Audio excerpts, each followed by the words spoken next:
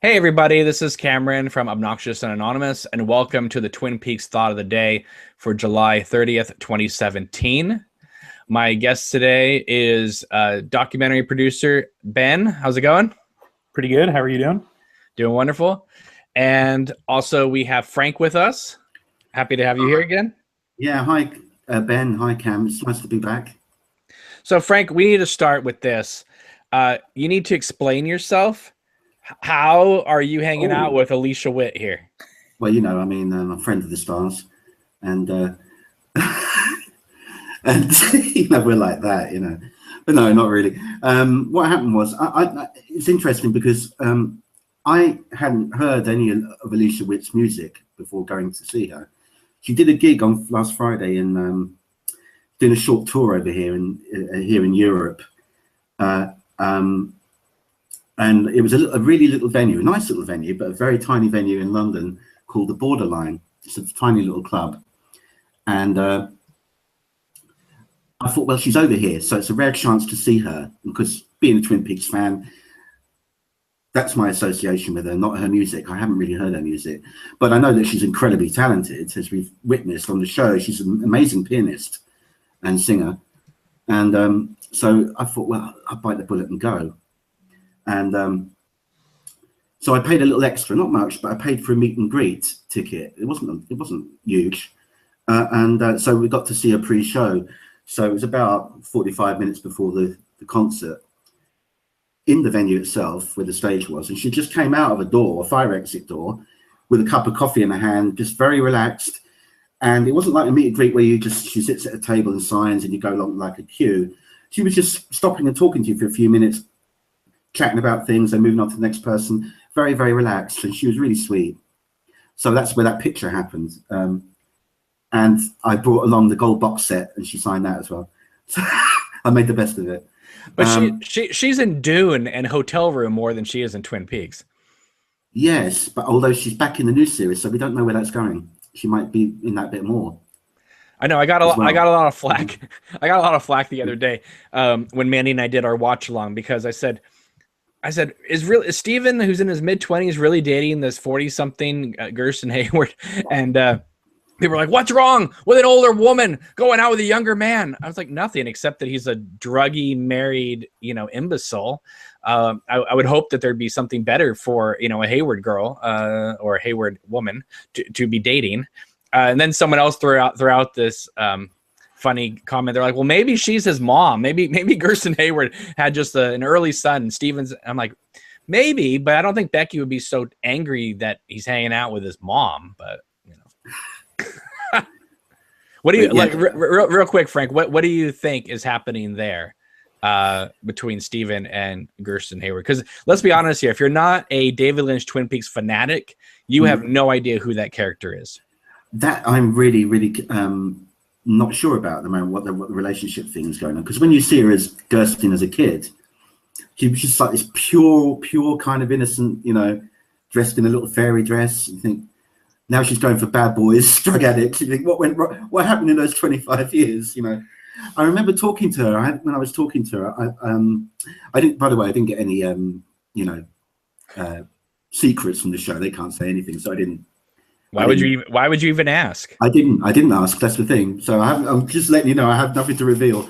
But I did ask. Get off this podcast then. What are you doing here? You're supposed to be here to give away the secrets. Spoilers. I was the reporter on the floor. Yeah. Yes. But when I spoke with her, I mentioned to her about the guy that plays Stephen, Caleb Landry Jones, the guy, and she said that he was great to work with. And I said something just like random. I said, I saw a short film he was in on YouTube some years back, and it was made some years back. And he's just going. It was some horror short or something, and he's got this long hair, and he's got a jean jacket on and everything. And he's crawling kind of like around the woods, and I thought, young Bob. He looks like a young Bob, and she said, he can't be. Bob is a spirit. It's like, I said, how can he be a young Bob? And I thought, she started edging away from me. I thought, I better leave this conversation right now. too much fanboy came out. Yeah. All right, Ben, what do you think's going on between Steven and Gerson Hayward? I think that there's something weird because right before you see them, they do that shot that like not Army of Darkness, Evil Dead style. Right. It feels like something is leaving Becky maybe and heading towards them. Like there's definitely a reason why it's important to follow them down the stairs and then you see them. So there has to be. I mean, when I first heard that Alicia Witt was going to be on the show, I kind of stereotypically figured, oh, she's the new Doc Hayward. She's taken over the medical practice at the hospital, and that makes sense. But obviously, that's not what's happening. So who knows? I mean, it's interesting. I mean, I think in real life, especially maybe if you're the child of a doctor, you kind of have these. But I also know lots of children of affluent kind of doctor-y type people who ended up kind of on a different path, a less healthy path, into drugs and stuff like that. And that also can happen. So, who knows? But there's something definitely not maybe supernatural, but there's definitely a reason why they pulled us down the hallway to see them like that. Listen, there's something supernatural happening in this show. Oh, yeah. we got charcoal, bearded, dirty woodsmen sneaking into cars and exploding Matthew Lillard's head. There's things supernatural happening all over the place. We got that zombie puking girl in the car, which honestly, at this point, if someone, was saying, what's happening in that scene, I would say that we haven't seen the doppelganger in a couple episodes, and I think that he's already in town, and she came in contact with him, and that's why she's violently ill. That's what I think. I don't think it could be a drug thing, but the woman screaming doesn't act like she's aware of any drugs. So, but also, I mean, I think that there's some sort of a plague coming to Twin Peaks of sorts. We had those girls, scratching themselves with that weird rash. There's something weird going on with the drugs themselves, have some sort of taintedness to them. So, I mean, there's something going on. And Shelley's new boyfriend is dealing them. Yeah. And who knows what's going on with him? And who knows what's going on with her?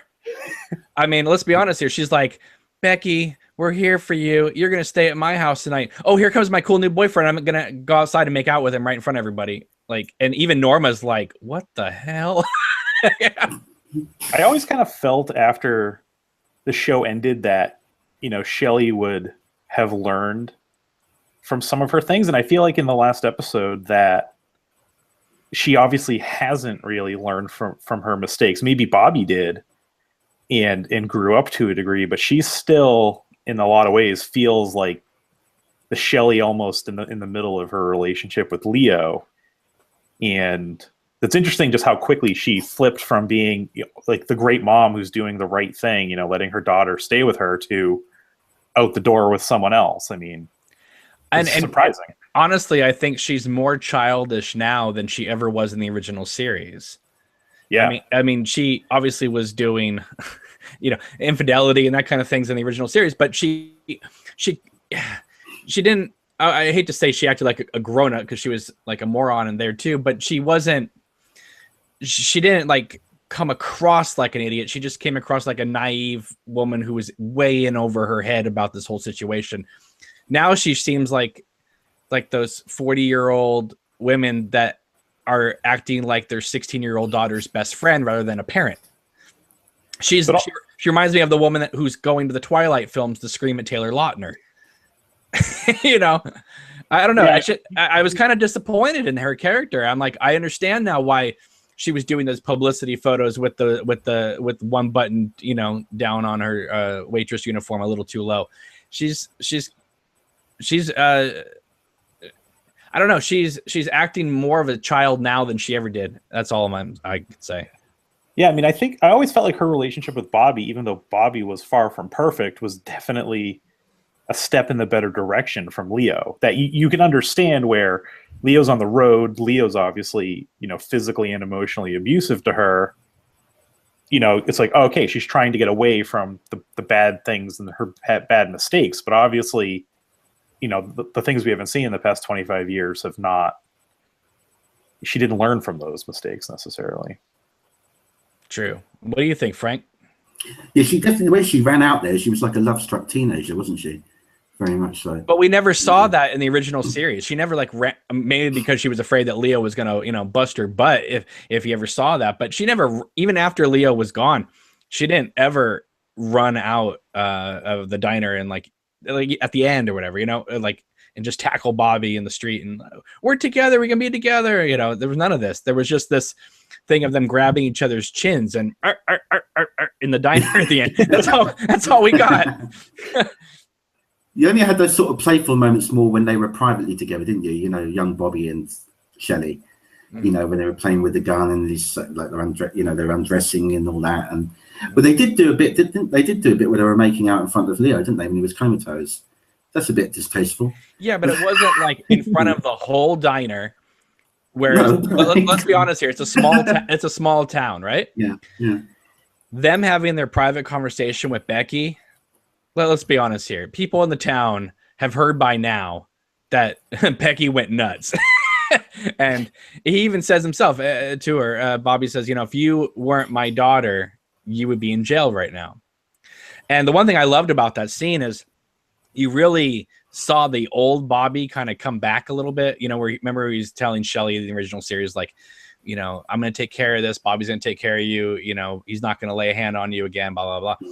I saw that Bobby come out at the diner and I liked it. I mean, it wasn't just the fact that he was wearing his familiar clothes. He had he had a jacket and stuff the same. Well, underneath his jacket, he had the, whatever you call that stuff. I can't remember. But the badge? No. What, I can't even remember. It's like a lumberjack shirt, kind of. Is that the thing you mean? The grunge kind of early grunge flannel. Yeah. So I don't know. I mean, listen. Last time Shelley got in over her head, she found herself tied up in a burning sawmill. So who knows what she's gonna do when she gets involved with Red, who apparently in his spare time has giant men behind him with machine guns. Yeah. So the first time the bullets went through the window, I thought, oh my God, maybe he put out a hit on Bobby or something. Get her out of the diner to fire the bullets. But then she came back in. But obviously that wasn't the case. Yeah. I don't know what was going on there as such, but yeah. There's definitely something going strange with, how random is it to just have a kid in the back seat find a gun, fire it into the Double R diner? I mean, there has to be. And he's dressed exactly like his dad. Yeah. I mean, I understand that, Mark Frost, would love to throw in a little thing in there about obviously gun control and safety and that type of thing. But they're tying it into the fact that there's just weird things happening all over this town. So. And something is askew. Like, definitely. I get that we haven't seen Bad Cooper in a while, but the only way people got sick around Bad Cooper was when he was puking up the Garmin Boja.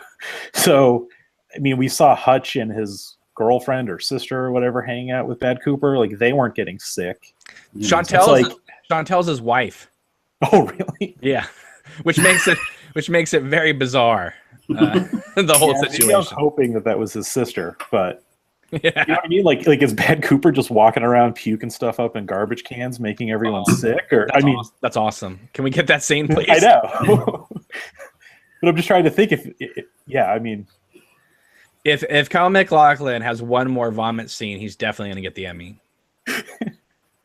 I think I'll get one more classic vomit scene in episode 18. I hope we get a good one at like episode 17 or something. Just that's how he dies. He just starts puking everywhere, and just it'd be the epic ending. Yeah. Okay, so I don't want to get anyone's hopes up because we all know about high expectations and that type of thing. But I do want to address this, and that is there is a lot of rumbling going on right now because the Twin Peaks Festival is going on. That tonight, part 12 is going to be a game changer. I've gotten a lot of people texting me and writing me saying hashtag things will never be the same. Hashtag let's rock. Now, I've also heard, and I haven't heard officially, so don't quote me on this, that there's a very good possibility that we may get Cooper back tonight. Again, no expectations, because I think that Cooper probably will show up in the last 5 minutes at part 18. But listen, when you hear it from one person, okay, wishful thinking. By the time I get 10 messages saying this, it's hard for me to go, well, maybe there is possibly some truth to this. Do you think that, okay, in my opinion, if they do bring him back tonight, it does make sense, because at the end of part 11, I felt like we were getting closer than we had ever been. But then again, I've thought that before, but if he comes back tonight, it does make sense, because then that gives us 6 episodes left for him to get his little butt back to Twin Peaks. And because that whole scene that TMZ leaked, the one that periscoped out outside of Everett, Washington, you can't just have that scene just show up out of nowhere in an episode. You have to build to it. So I would think 6 episodes could theoretically build to that. But anyway, what do you guys think? Is this just wishful thinking on fans' part, or do you think that there is a very good possibility that I'm going to miss Dougie, though? If Dougie goes, I'm going to miss him, but it'll be great to have Cooper back. Where are you guys standing on all this? I'll start with you, Frank. I seem to remember some kind of thing similar to that popping up when episode 8 before episode 8 aired, where there was a lot of like rumblings going on. I don't know if you remember that. There was people saying the same sort of thing. You must watch this. This is going to be like going to blow your mind, and all that came out. There was a lot of tweets and sharing going on, posts for it. So this thing seems to have the same kind of feeling to me than that. Because this is the second time they've done that kind of thing. They've really like pushed it and said, you must watch it. It's going to be, amazing. Remember when part 8 came out before we saw it, it was called God of Light. And everyone theoretically thought, well, Audrey's coming back tonight. No, she isn't. I don't know where they got that from the title, though. I mean, one of the interesting things about this show, almost more than any other shows that I've watched, is like I've enjoyed the Dougie Cooper stuff, but for instance, when the Mitchum brothers, like when all their scenes showed up, early on, and then like when they beat up the guy who let the $400,000 leave the casino, and then even the stuff the past few weeks, it was like, oh my goodness, like I just, there's other things I think we could be focusing on, and then when that paid off, it was like, oh my gosh, these guys are now my favorite characters, and I want to go back and rewatch all of it. Whereas before, like I was so just wanting to see. It's like when I was reading Game of Thrones and really into Arya. Like I just wanted to skip over everyone else's chapters and go right to those. So I feel like you're an impatient man.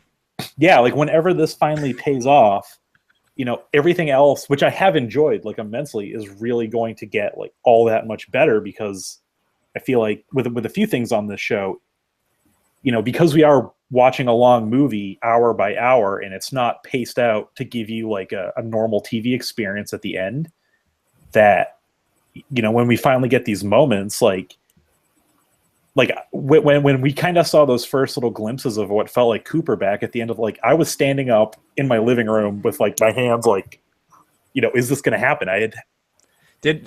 Honestly, I thought that pianist was going to start playing Laura Palmer's theme. It started the first 2 notes were there, and I was like, oh my God, if he plays that theme. But then I'm thinking, well, how would Cooper even know that theme? I mean, right.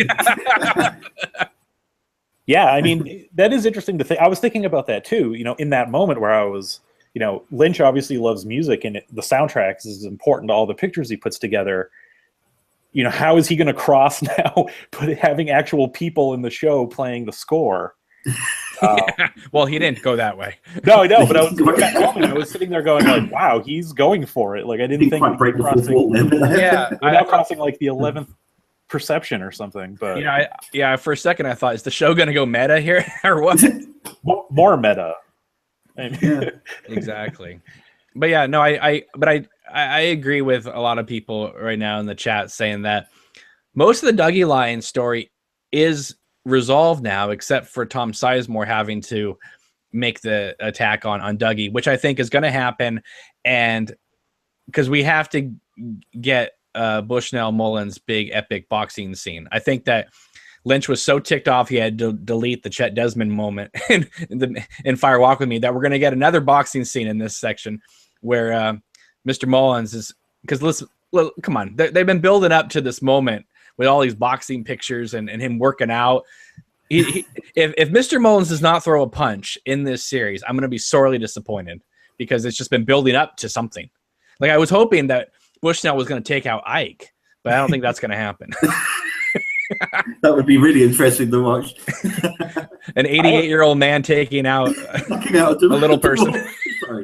Sorry. But I think he's one of the best parts of the show. Like Ike? I think well, Ike is great too, but the guy that's playing Bushnell, like I didn't expect that character to become something, and the guy playing him, like every time he shows up, he's amazing. Like I think it's kind of like what Lynch did with Richard Farnsworth, kind of pulled this older guy out and gave him the performance of his life, Yeah. No, I think it's great. And one thing that's wonderful about this new series is characters that are new characters that you may go, all right, who is this person and what's their story? The more you get to know them, the more you like them.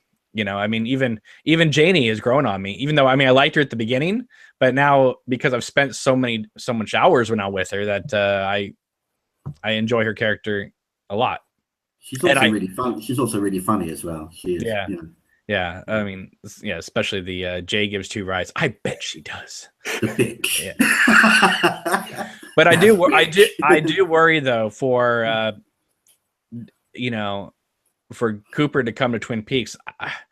I do worry that maybe Sizemore is going to miss and take out Janie and Sonny Jim.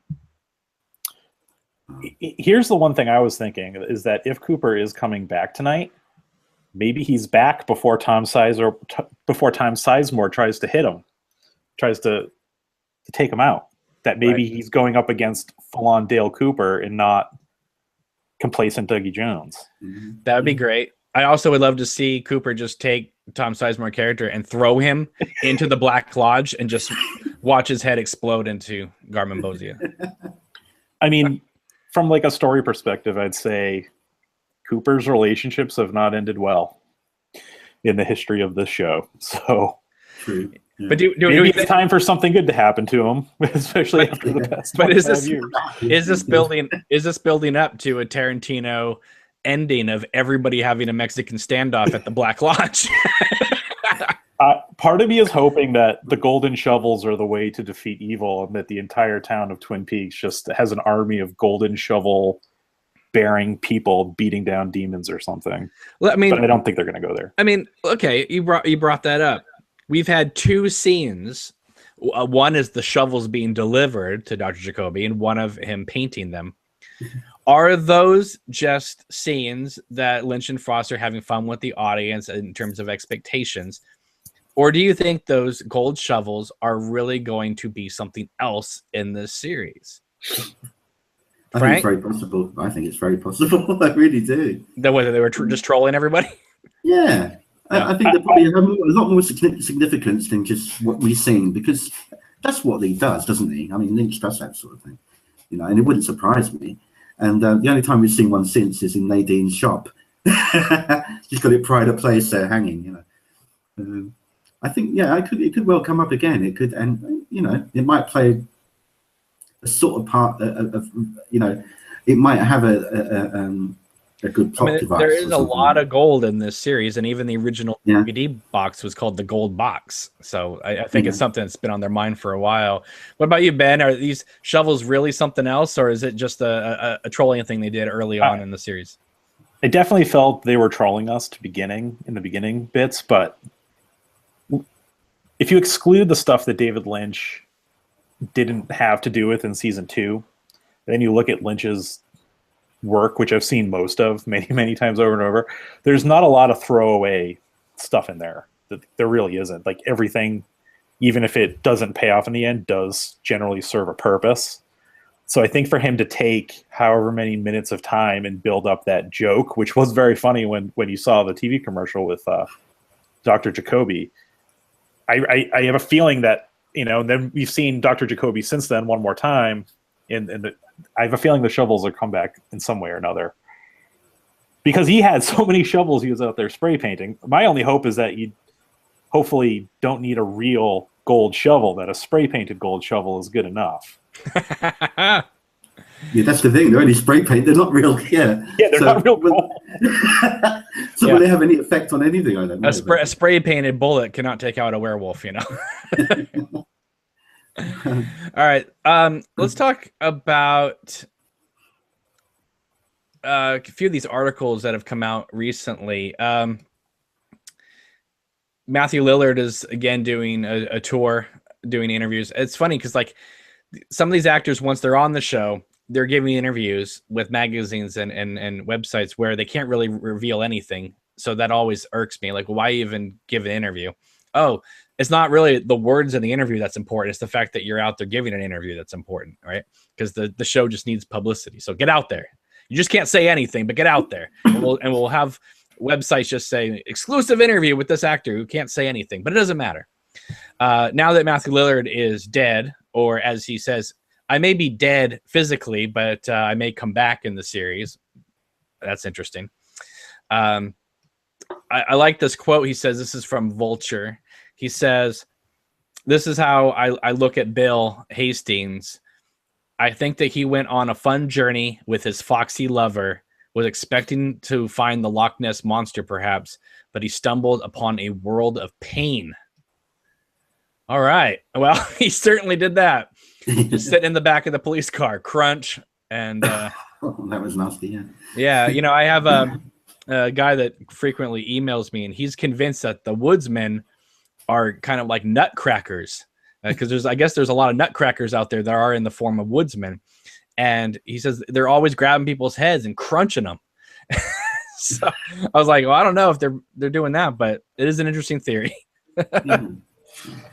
There's interesting theories all over the place, though. But, we have to wonder about their motives, really, why they're doing that. You know, we don't know that yet. That's got to come out, hasn't it? Why they're killing people like that? And we've never seen or heard about these characters in the first season, or I mean the first 2 seasons of the show. No, they only came into Fire Walk with Me, really, didn't it?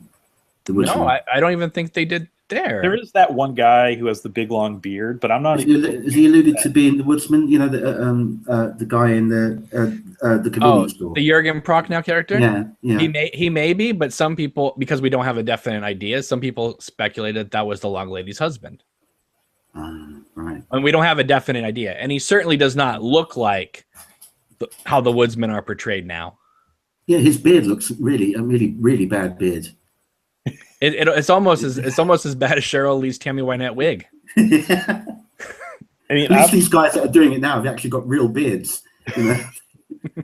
They've got real. And it's nice to know that you can be any shape and size to be a woodsman. You can be a pudgy fat dude and still, still terrify people. Yeah. Well, someone did post a picture of that woodsman creeping up to the police car, but put a fast food tray in his hand. It looked like he was delivering food. I thought that was great. But I do think that Diane seeing this woodsman approach the car, even if she is a good person, I think that there is a stain now on her character that she allowed this guy to get killed. I mean, she did say in her text to the doppelganger, they're taking Hastings to the site. So one question that I got earlier this week was, would the woodsman have even been there if she hadn't tipped off the doppelganger? Because wherever the doppelganger goes, obviously the woodsmen are there, ready to aid him.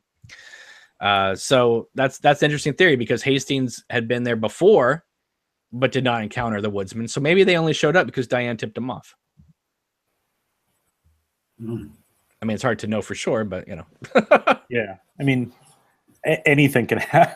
I'm trying so hard. Like, I love thinking up ideas, but at the same time, not one of my ideas has come true in the history of watching this show. And that's what I love about these articles that get posted online, not just from not bloggers necessarily, but like big websites. Because this is what's happening in Twin Peaks, and it's like, then the next week it completely obliterates that theory. It's like, stop telling people this is what's happening. You can say, here's what we're thinking, But don't come down and say definitively this is what's happening, because then David Lynch says, no, it's a gold shovel that Dr. Amp is just selling online. So stop telling us that the gold shovels are going to be the keys to the Black Lodge, and you know you need one shovel for each tree at Glastonbury Grove and that type of BS. You know, I think that was one of the most dissected things, wasn't it? Theories that people were theorizing about those shovels. Yeah. For a few episodes, like it's this, it's that, the gold is that, you know, and then he just says, it's shovel yourself out of shit, you know. And that's all it was at the time. I read one article where they went through like the chemical composition of gold and how the chemical composition of gold like can bond with certain types of materials, and it was really in depth. And then the payoff was no, just buy it online for $30. So right now, are you leaning towards Diane being a good character or a sneaky character? She's obviously sneaky, but yeah, I'm going with evil to a degree. Her hair is white. Leland's hair was white. Maybe something happened. You know, obviously, there's a reason why she left the FBI. She obviously has some dislike of the FBI, even based on what she said to Gordon when she drank that last vodka nip. And she didn't help out Hastings, or at least let anyone know. I mean, it's not hard for her to say, "Oh my God, what is that?" I mean, she didn't even flinch. She just was like, "It's whatever." Like she was expecting it, right? Yeah, yeah. She allowed that assassination to take place. So I think she's got her own modus operandi. Oh, she definitely does. But I love the fact that Albert is onto her, and so's Gordon. But Albert especially. I mean, she didn't even try to conceal the fact that she was trying to memorize those numbers. No. And I've been on the fence about Albert for a while, but now I really don't think Albert is evil. I think Albert... No, because he came clean to Gordon on the tarmac about what was going on. So, yeah, maybe Dougie doesn't come, or maybe Cooper doesn't come back tonight. Maybe we get a Chet Desmond or a Philip Jeffries moment. Maybe David Bowie shows up tonight. That would be pretty amazing. It would, yeah. It would. Twin Peaks may be a niche show, but that would break the internet. even if it was, something that they used from Fire Walk with Me. Well, I was thinking, like, I rewatched The Missing Pieces the other day, and they definitely shot like footage of David Bowie on a green screen for when he like pops back to Argentina. So they definitely have some footage of him that they could use in all sorts of different ways, most likely from when they filmed Fire Walk with Me. So I guess we'll find out. Yeah. And plus, did you guys ever watch any of the last music videos that Bowie did for the Black Star album? Yeah, I did, yeah. Like a lot of those felt very, in fact, the whole album, but a lot of those videos felt very Twin Peaks-ish and Philip Jeffries-ish. So I've wondered if maybe they shot stuff, you know, in my want to see David Bowie again. It doesn't even have to be him in a scene. It could just be like his image on a TV or something like that, you know. It could be as simple as that. George in the comments is saying he's skeptical about David Bowie or Michael Onke making any appearances. I don't know about Bowie. I right now I do think that I right now I believe that there's going to be a Michael Onke appearance. I really do. Because they just keep mentioning him over and over and over again. All you had to do was say, "Oh, Sheriff Truman retired and he left." You know, they don't have to have so many scenes of Robert Forster on the phone with him. "How you doing, Harry?" You know, I understand they may want to, they might be fan appeasement, but we can get that out of. I mean, we got that with one scene with Doc Hayward. You know, we don't. There's been numerous references to Harry, so I would be shocked if things do work out at the end of this series, if Cooper's back and all is right in the world of Twin Peaks and there's no longer patrons jumping around all over the place inside the diner, that maybe Harry shows up. Maybe Harry's sick because of all, you know, because he had exposure to the doppelganger as well. So, and actually Judd's husband too is sick. Right. You know, I thought for a second when we went to that scene in that episode that was Michael Onke, just with a lot of makeup on it, you know, sick from cancer. And that got my hopes up, but I feel like they've laid the foundation for it to happen. Right. And they have to address Philip Jeffries in some way. It may not be David Bowie. He may have evolved into a box in Argentina. I don't know. But they've mentioned him so many times that you can't just leave that open-ended either. So, yeah, I mean, I think seeing Chet Desmond would be that's actually the cameo that I would love to see the most that may have been hidden from cast lists and things like that, because he is an important character. He actually has been sucked away wherever he went longer than Dale Cooper.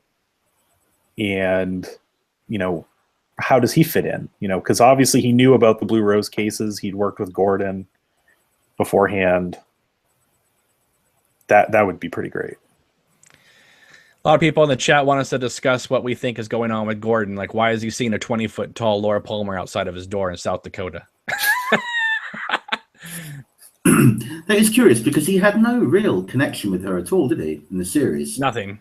He never met her. Well, he wouldn't have met her anyway. She was dead. But he, you know, there was no kind of like emotional connection as such that I know of.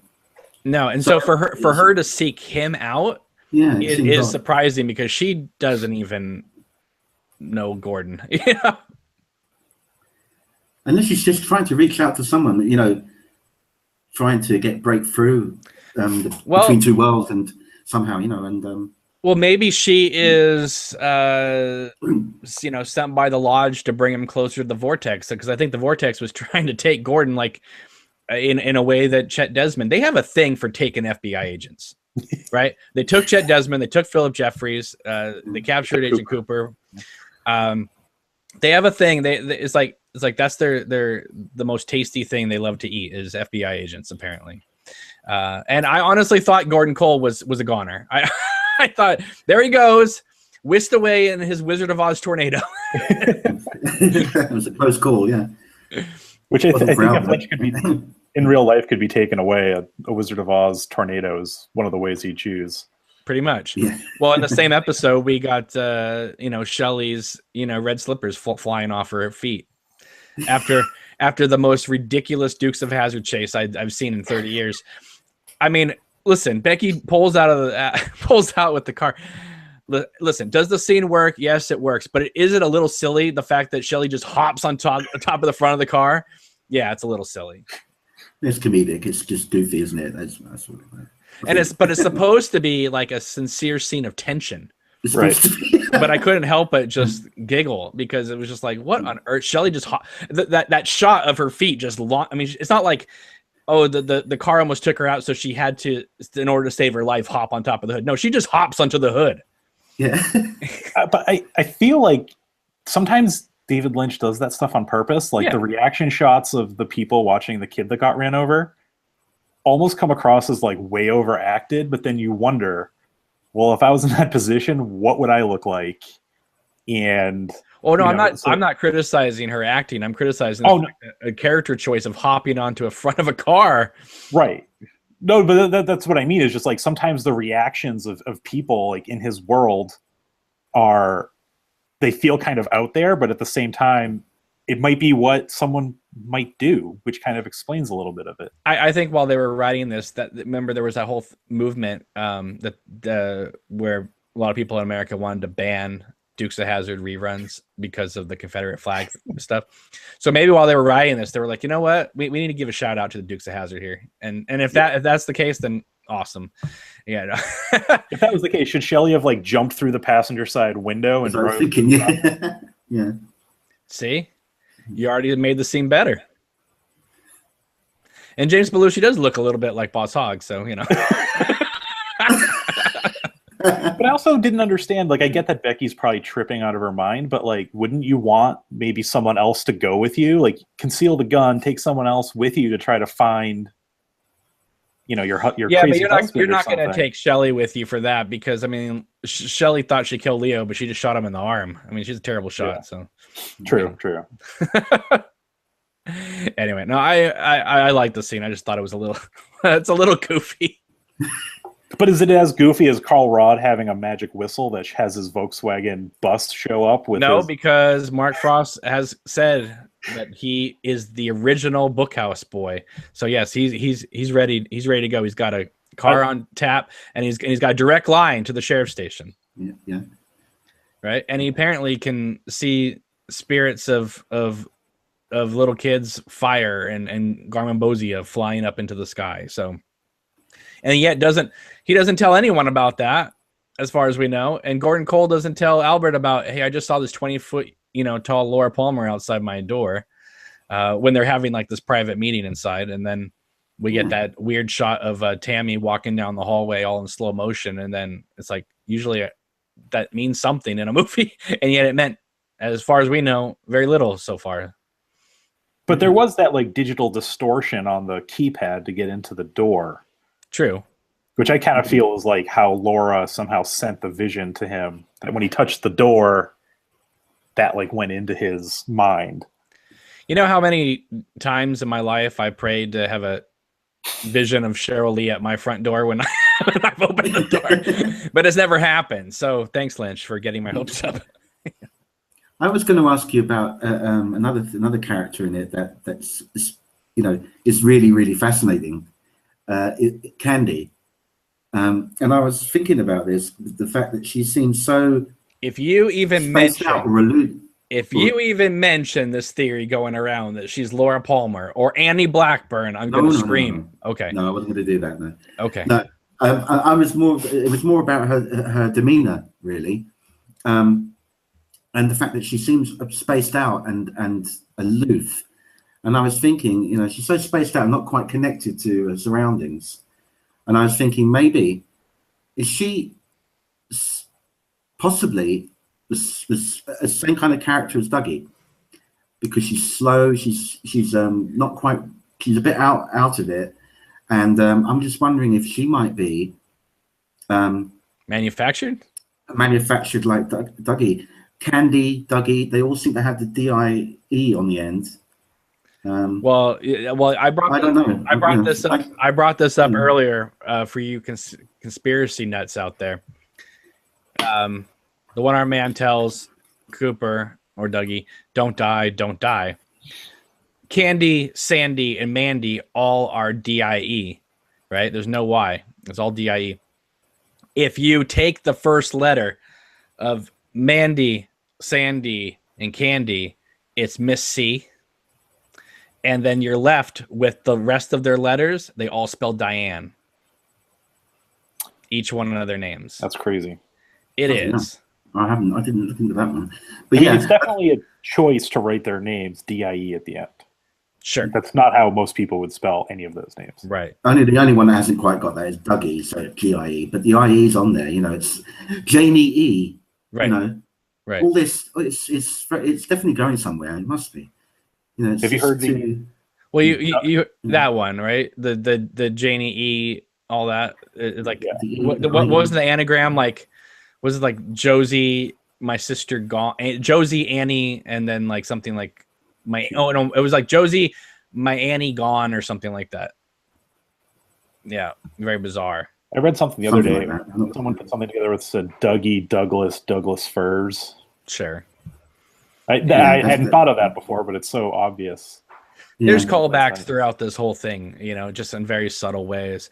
One thing I did want to bring up to you guys is why is Mike first of all, he's in the Black Lodge. We haven't seen him outside the Black Lodge yet, right? So he's just hanging out there.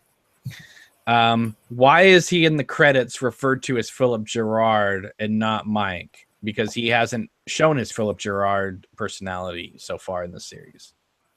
Because Philip Gerard, to me, am I wrong to think that he was sort of like Leland, a regular dude, a regular shoe salesman who happened to be occupied by Mike, right?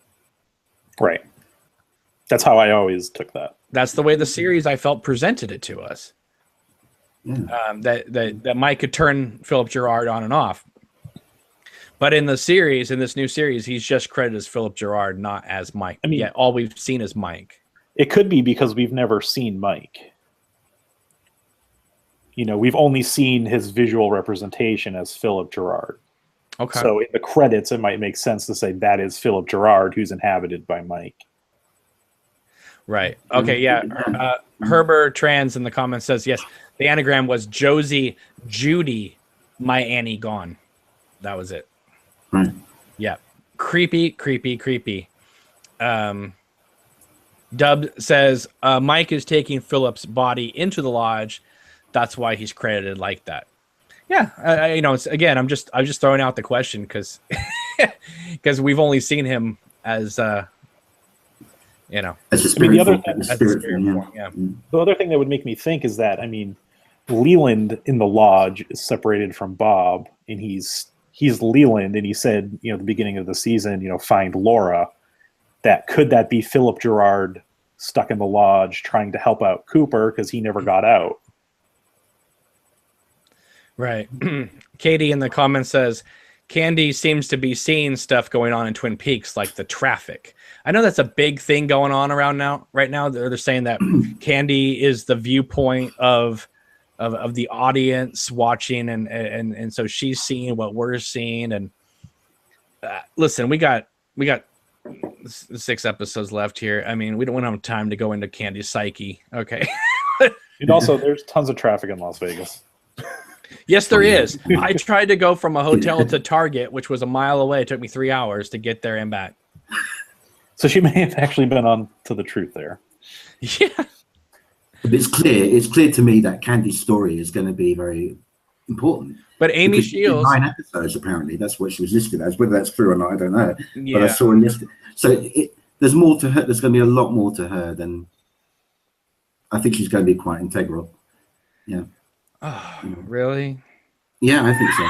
I mean, my other big question of someone that we've not seen or heard from is Ronette Pulaski. Well, we saw her in the dream, or that part 3 where she's hanging out there by the fireplace or something. But where is she? I don't even know if that was her. She's called American Girl or something. Yeah. But I mean, she's actually like a really important character in the whole story, I feel. She is. She's one of the few people who could get Cooper out of the lodge, I always felt. Yeah. That was before I saw him go through an electrical outlet, though. Which is the obvious way to leave an evil Black Lodge, is through the electrical outlet. But is Cooper going to be able to just leave Vegas, Rancho Rosa, and drive the Twin Peaks, and then, all will be right in the world? Or is he going to have to go back, not necessarily through the electrical outlet, but is he going to have to go back through the lodges to get out? Because I do think that scene at the beginning of the series with the giant is not in normal. We're not in normal chronology here. I think that scene is going to come back into play before he gets out. Yeah. I mean, what we haven't seen on this season is an entity like the giant kind of pause time and talk to anyone. Because he says to Cooper, Richard and Linda, and he says, I understand. Right. So Cooper, in order to understand, has to know what he's talking about, right? So maybe Cooper gets to Twin Peaks and then something happens and he gets sent to wherever this place is. Some people want to say it's the White Lodge. I don't know. But I think that he's got to find out about Richard and Linda before he gets to that section. I'm terrified that that's where Cooper is going to be left. That he's going to be stuck somewhere else at the end of this series. I mean, my projection to a degree is that maybe the end of the show is that I don't have anything to back this up, but it's Cooper bringing Laura home to her mom and finishing that scene. Like, I agree. Obviously, we've seen some stuff, but I could see that him sitting on the couch, Laura sitting kind of opposite like we've always seen her, and Grace Zabriskie sitting there drinking tea and eating coffee, or drinking tea and coffee and eating donuts, and the circle's completed. It's going to end with them sitting on a couch? Just like in the Black Lodge, but in the Palmer living room. The Golden Circle. That would be shocking.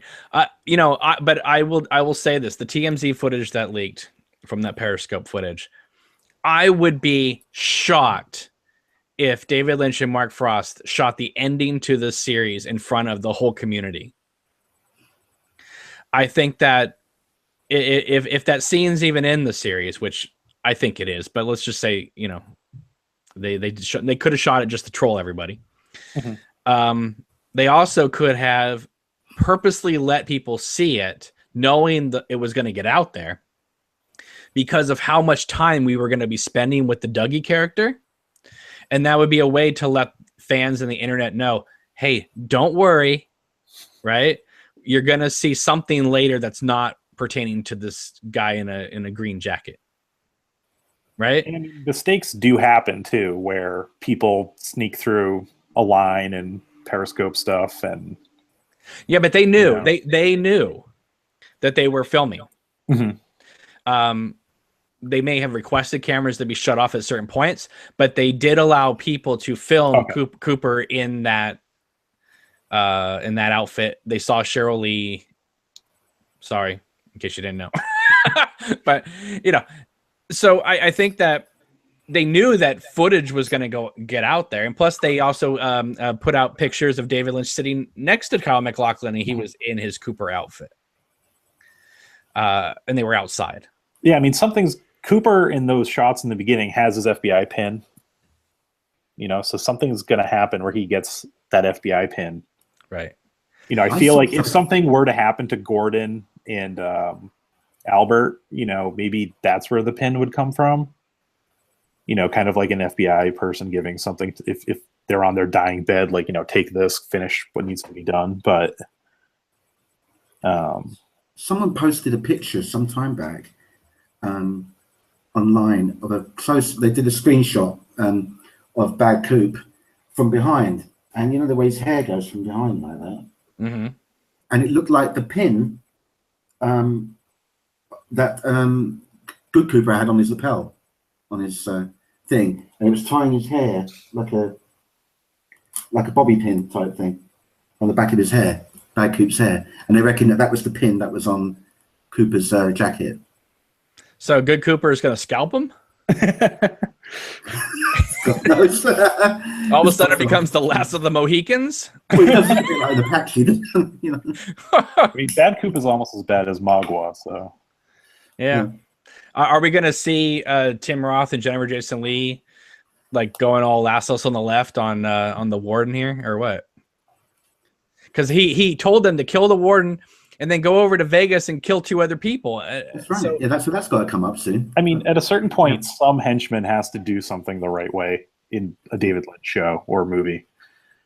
Like, I feel like generally they're bumbling, especially on this show. I mean, Ike the Spike, he was, pretty competent for a while, but he went away from his comfort zone by switching to the gun. So, well, let me throw this out to you. Ike the Spike, amusing. If this is all we see of his character, though, what on earth? It's so bizarre. Is that the end? I mean, he's just arrested and that's it? I mean, we still need to see the brothers too. Are obviously going to interrogate him. The what's his name from The Office, David Koechner, and do we his care? Brothers. Do we care? I mean, I didn't care about the Mitchum brothers until the last episode. Now I think they're amazing. So sure, but we got 6 episodes left, right? After tonight. I mean, I hear that things just have to start speeding up, but and they've done that. They've had they let an episode kind of. When I say meander, I just mean it's taking its time, and then all of a sudden you'll get a next episode or a part where you get like 3 episodes worth of plot in one episode. All of a sudden it just hits the accelerator so that David Lynch can kind of take his time. And I've heard that that's the way Lynch directs too over the years, that Lynch would spend all day long trying to get a scene and taking forever, and the producers are going crazy, and then the next scene he gets in a one shot, and then they're back on schedule. So that's kind of the pacing of this new series, is let's take our time and then let's hit the gas. So. I mean, I definitely think you've been correct in what you said about how they didn't write 9 more episodes when they got more budget and increased time from Showtime, that they basically got more time to spend in all of those moments, but they didn't add a whole lot, if anything, necessarily to the story. Right. Like I definitely see that. I can't even imagine this show already being over. I mean, there would have been you would have gotten the plot in the A + B = C, but you wouldn't have gotten any of the details that we're getting because of it. Right. Although Frank doesn't like the details, right? You were telling me that you were fast forwarding through some of that stuff in New York. Like, I don't care. All right, he sits down on the couch. Good for him. That wasn't me. That wasn't you? I thought you were telling me that you were fast forwarding through some of part one on rewatches and stuff. That wasn't me. Might be another Frank Booth. Wasn't it? Yeah. It wasn't me. No, it was your doppelganger. Yeah. No, I've enjoyed all of it. I haven't fast forwarded through anything, even the music clips at the end. You know, I've watched it, the whole thing right through. Enjoyed every bit of it, really. You know. The worst now for me is I've been watching it through streaming because I don't have Showtime cable, so I just have the app from Amazon, and I'll start it and I'll scroll down and it shows you that little picture window of like where you are. That if you are to scroll through the whole thing, and I have been really tested to just not scroll through that whole thing, see what I want to see, and then go back. Because when you're watching something on TV back in the day, I mean, you didn't have that ability, but now. I have to really get over my impatience and just force I put the keyboard on the other side of the room so that I wouldn't be tempted. There has to be something in the New York sequence or coming up that has to tie back in with New York. We have to go back there, investigate something or tell us something about it. Because right now, the whole section in New York, listen, I like that. I think it's really well done. And it reminds me a lot of David Cronenberg's The Fly and all that. I think it's wonderful. I love the actors. I think they did a great job. But if they don't tie it into the overall mythology more, if we don't find out more about what the doppelganger and that kind of German scientist guy that probably is the guy working on Bill Hastings' website, what they were doing outside the glass box and stuff, then I think that people are going to be tempted to do kind of like what I thought you were telling me you did earlier, which was just fast forward through some of that on rewatches because they go, well, we get the gist. We don't have to spend 20 minutes watching this whole sequence play out. I'm thinking more of just rewatches, whereas when you watch the original series, there isn't a lot you fast forward through, but I think that the series, I can see somebody saying, well, this Dougie scene, with him walking down the hallway goes a little bit long. I can see someone fast forwarding a little bit on rewatches. And I don't want that to happen. I want Lynch and Frost to give us stuff that makes us not want to skip ahead. Listen, I'm not going to skip ahead, but I can see other people on rewatches going, when they get the Blu-ray set, going, all right, we got through this Dougie scene. Okay, next. I see that happening. I just went back the other night and rewatched the first episode.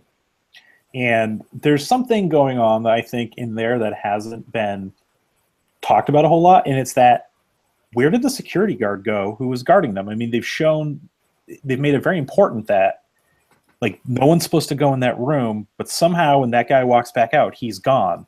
And then Tracy's standing there with coffee. There's definitely something, with her trying to get in that room. Because I've heard some great stories about people who do this, that, and the other thing, and I want to go in there, but I haven't, there's a reason other than he's cute that she needed to get in there for. So you think that she was sent there to she's kind of like Slugworth and Willy Wonka. It also, I now have heard, I guess the coffee cups that she had in that scene have like a Z on them. And It looks like the logo from the place where Cooper got the pie to go meet with the Mitchum brothers. Oh, okay.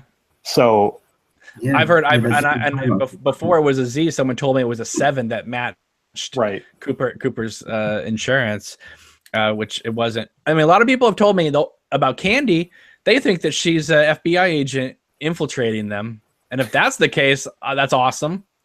But it seems like that guy getting hit in the face that much funnier. But she seems like she's pulling a real Axel Foley, or she's in deep undercover. If she's indeed, because obviously the Mitchum brothers have known her for years, apparently, to the point where they've like adopted her like a puppy. And also Amy Shields has come out in her interview saying that she believes that, years of abuse has made her that way. So either she's trolling us because she knows that she's really an FBI agent. And again, that goes back to why are we talking to the actors before the show's even over, where they can't even like say anything. But I don't know. I hope there's something more than just Candy's just a space cadet. And if she is, then great, but we shouldn't put any more importance on her then. She should just be one more kind of fun, cute kind of character that exists in this whole Twin Peaks saga. But if she is important, great. Then let's focus on that. If she's not important, then we need to take the focus off her. Because I mean, the focus on her is pretty much with the Mitchum brothers.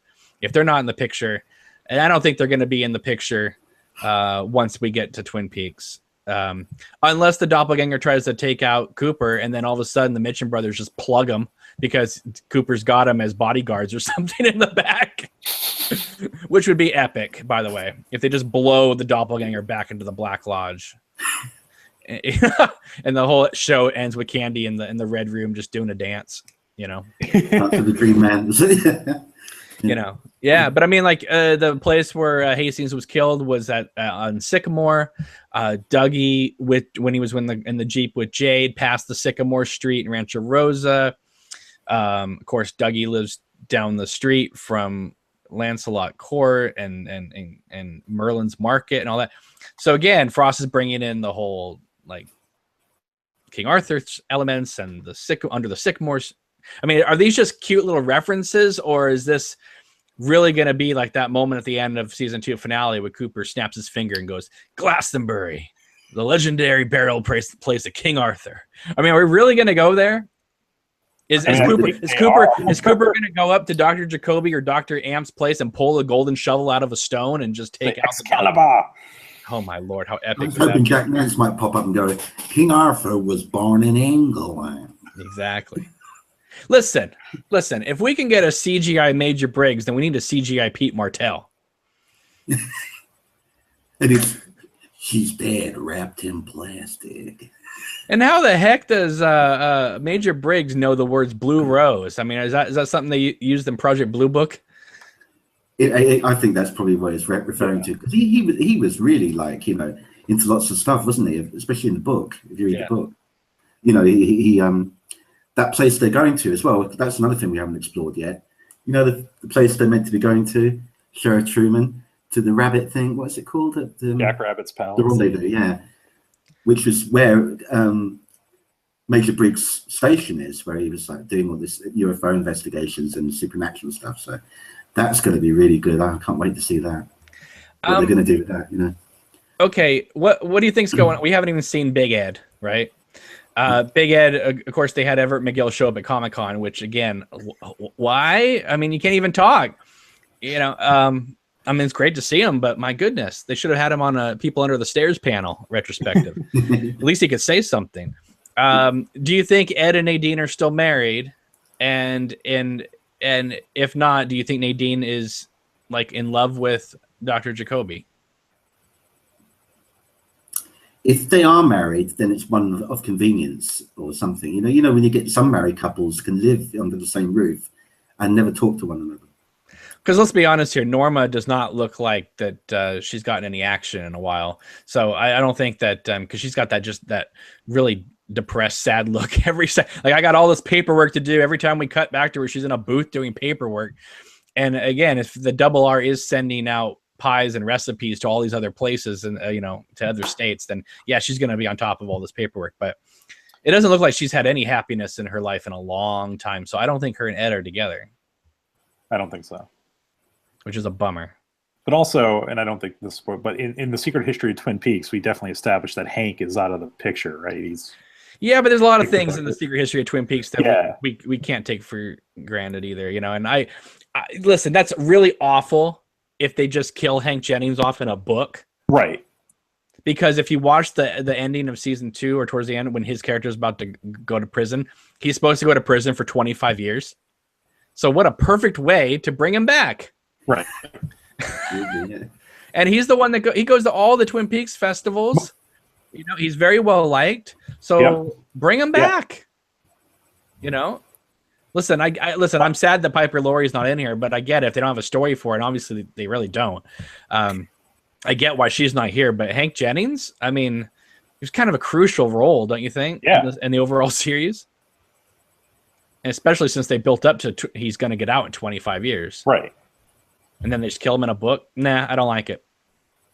My hope is that Norma's pies are somehow the inoculation or the cure for whatever virus is going around.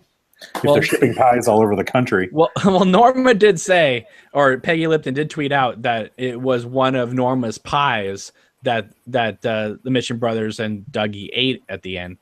And someone wrote back to her saying, it can't be because Norma's pies would have woken Cooper up, which I thought was sweet. Yeah. And also the pie, wouldn't it be squished in transit? It's going away to Vegas. That's a big box. I think that's why you have a big box. It was a huge box for a little pie. Like, whenever I go and buy a pie, it comes in a nice white box. They tie it up all nice with a thing on it. I mean, they did that so that people wouldn't, when the viewers wouldn't be like, But that whole scene in the desert just reminded me of like David Fincher's Seven. What's in the box? I just want like somewhere, even in my own mind, perhaps, to see the scene of him trying to buy the pie. Like, how does that happen? Like, Dougie walks in and he's like, points at it, and then he's like, "No, I don't want that box." Bushnell was with him. Yeah, but still, it still would have been a pretty hilarious. But that's why we didn't go into that shop and see what they were doing. So we got the big surprise. It's a cherry pie. But it was pretty funny to like see the person working back there. Like, do you want cherry or strawberry or blueberry? Or I like the little real long shot. You get cute about make him out. You can see Al Strobel standing in the doorway. Yeah, and you got that music again. I know. At least we didn't get that Harry Potter sorting hat thing. Like we got in the Vegas scenes. I just hope that there's a bit on like the making of bit where David Lynch is talking to Al Strobel like in the Red Room, and he's like, in this scene, you're in a pie store in Las Vegas, and Dougie is walking towards you, and you're like, buy a pie. He wasn't in that scene. That was just a CGI effect. No, I know that, but like they're filming it in the Red Room. He's like, what it would be like to see David Lynch try to explain this. No, Al Strobel's like, I don't understand it. Like, I'm standing in a room with a white. David Lynch. I know recently he's been all right with this, but he's a guy that doesn't like extras a lot. So I don't know. We're never going to see him direct stuff. We may get some deleted scenes if there are any. I would be shocked if there are any, considering it's an 18-hour movie. But well, let me throw this. Go ahead. I was going to say my favorite moment of David Lynch I've ever seen is that I think the making of Inland Empire, when he's calling up William H. Macy to come in and play the announcer guy in Inland Empire. It's just one of the most hilarious things I've ever seen. So it's so great. Well, yeah, my favorite moment is you're gonna shoot yourself in the crotch. Yeah, that's one of the great moments. I like the bit where he's standing Lynch is standing at it's not a deleted scene. It's just the making of, and he's standing at top of the stairs with a hat on over him. It's freezing, and he's shouting down at someone down the bottom, get those props right and all this. And then he turns to the camera and he goes, what a load Einstein must have had. Fucking morons everywhere. He goes, this is the guy that does TM. And I thought, why is he so angry? Well, and that's the thing is okay, so when he was directing Blue Velvet and Wild at Heart and the original Twin Peaks, if you go back and you look in the archive of or were there and you read articles about it, everybody kept saying that David Lynch is the nicest, sweetest guy, blah, blah, blah, blah. You read that in today's interviews too. But they'll also say that he doesn't cuss, he doesn't swear, that he would tell Dennis Hopper, can you please say that word? The behind the scenes of Inland Empire, and he's like, F this, and you're just like, what happened to this guy? He just screaming. I'll tell you what happened. Okay, he was making a 3-hour movie on his own money. Yeah, exactly. and on his handicap. Yeah, that makes a huge difference. Yeah, and because the Lynch we see in Inland Empire is not the Lynch that we had heard for years, 25 years of the way he directed. Mel Brooks would say, he's Jimmy Stewart for Mars, and right, that was not Jimmy Stewart for Mars in Inland Empire. That was a guy that was realizing that he was going bankrupt, and he was making this 3-hour Polish film that nobody went to go see. That's a shame, but I mean, he was funny in those little moments, like when he was getting Well, when he was getting pissed. He was really funny. Yeah, you know? but I mean, that's a normal day on a David O. Russell movie. That's not a David Lynch. Lynch is supposed to be really calm and zen. Yeah, usually. I don't know. All right, she is now. One last thing I want to bring up before we hit some more news stories here. So my theory right now is Audrey Horne is dead. And I believe that she survived the bank explosion. Obviously, we know that from the book, if that is to be believed. And well, must be, because Richard Horne lived. But I think that she either died in childbirth or right after, because I think Richard Horne has such a problem with women that either he is the product of Audrey and the doppelganger, or his dad was John Justice Wheeler, and John Justice Wheeler died in Brazil like his partner did. But he's definitely an orphan, because when Sylvia calls Ben, she does not say to him ever, like, we need to get in touch with Audrey, or we need to get in touch with his father, or anything like that. They act like there's no parentage at all. And the fact that they kind of wrote him off. So what do you think? I mean, listen, is Audrey Linda? Perhaps. But I would think that Ben and Sylvia would be aware that Audrey was still alive, unless Audrey just completely faked her death. The only thing but then why the heck is she still living in Twin Peaks, you know? Yeah. The only thing we've heard about Audrey so far is from Doc Hayward. That was the flash Skype. Right. When he mentions that she was in a coma in hospital, and Cooper was in there. So that's the only time she's kind of been name checked, I think, in this series so far. So we don't know any more than the fact that at the time she was comatose. Whether she still is, or whether she didn't come out of it, we don't know yet. But even if she was in a coma, I would think that Sylvia would have said something to Ben on that phone call of just like, not that, well, we need to tell Audrey, but I'm so glad our daughter is still in a coma, so she didn't have to live and see this kind of a type of thing. There's just been no reference at all to her, and there's no reference to Donna either, even though we have a Gersten Hayward in here.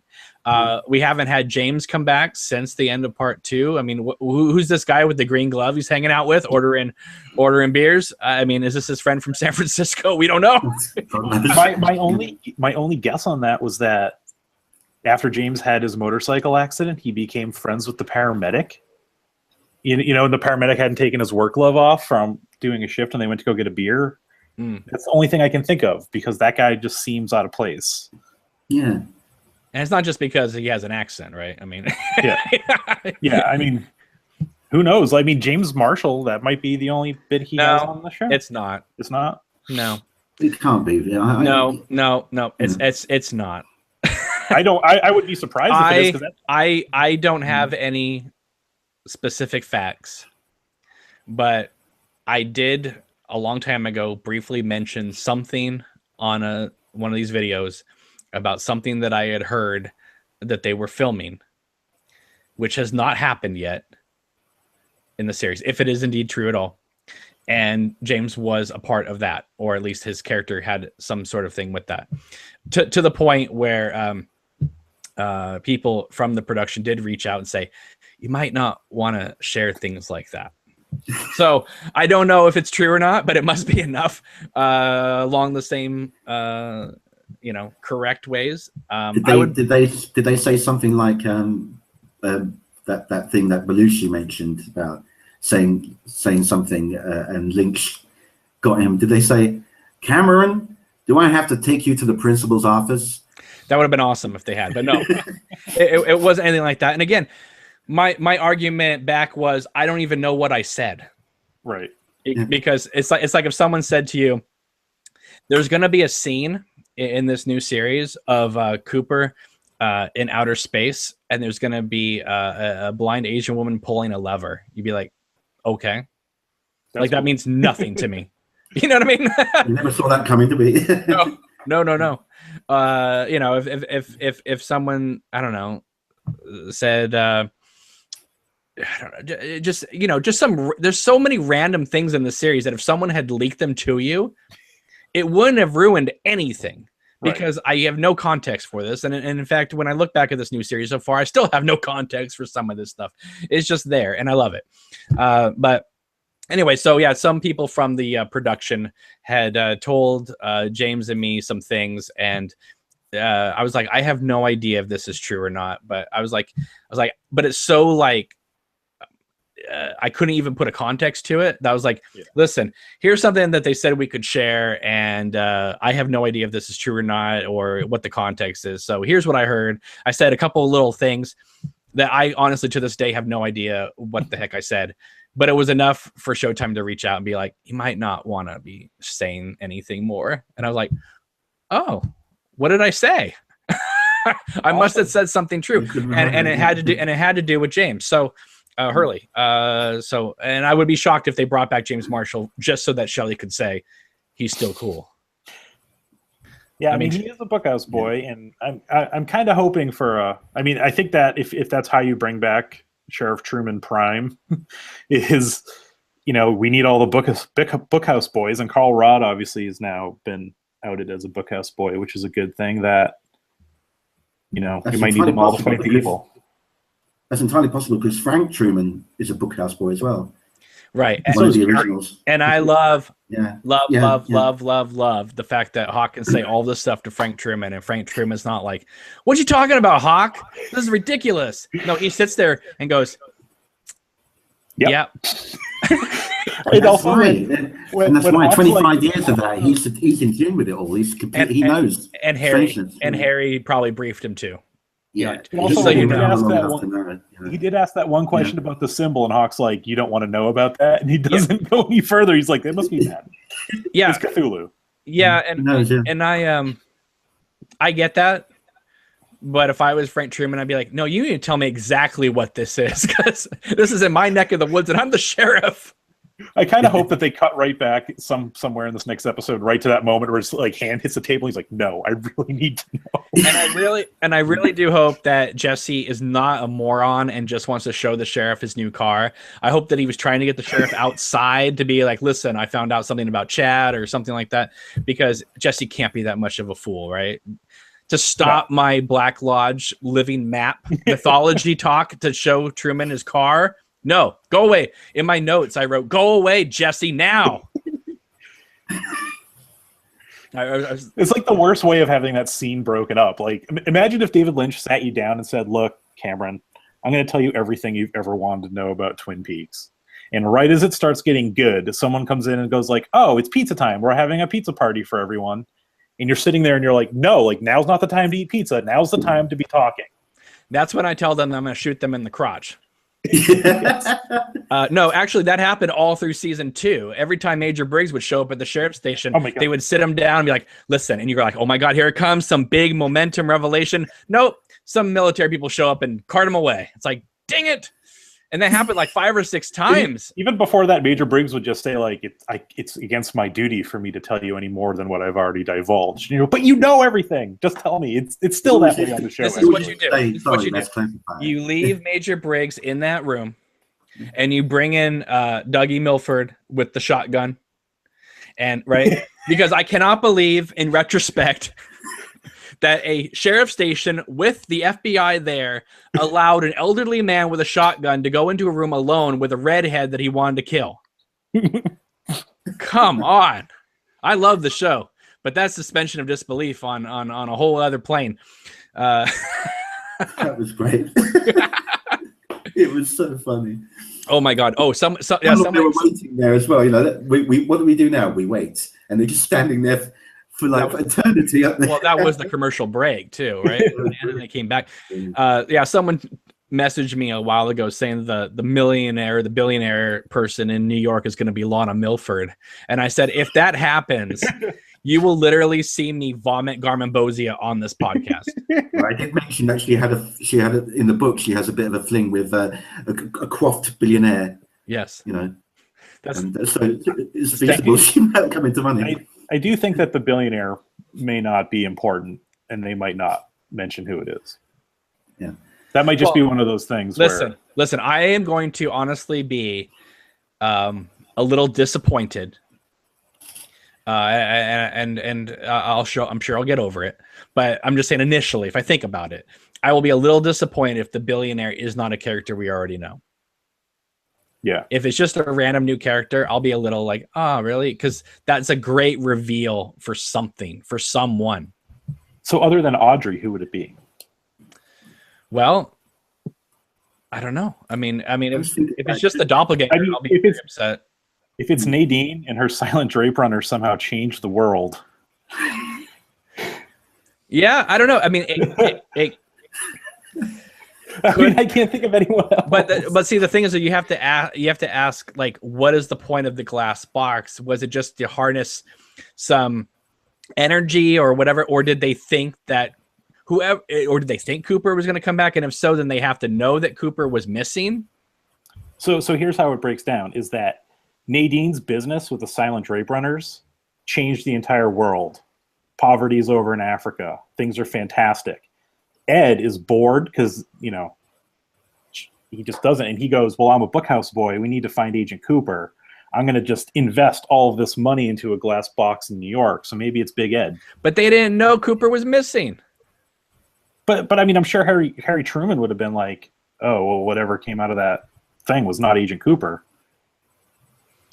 I don't know, because Harry doesn't ask anything about, when Frank is talking to him on the phone, he doesn't bring up anything like that. Yeah. Who could it be? I don't know. I mean, some people are hoping it is Catherine Martell. That'd be awesome. I don't know what the heck she was doing with the glass box. Some people have speculated that it could be John Justice Wheeler, which would be an amazing callback. Listen, they brought Annie Blackburn into this again.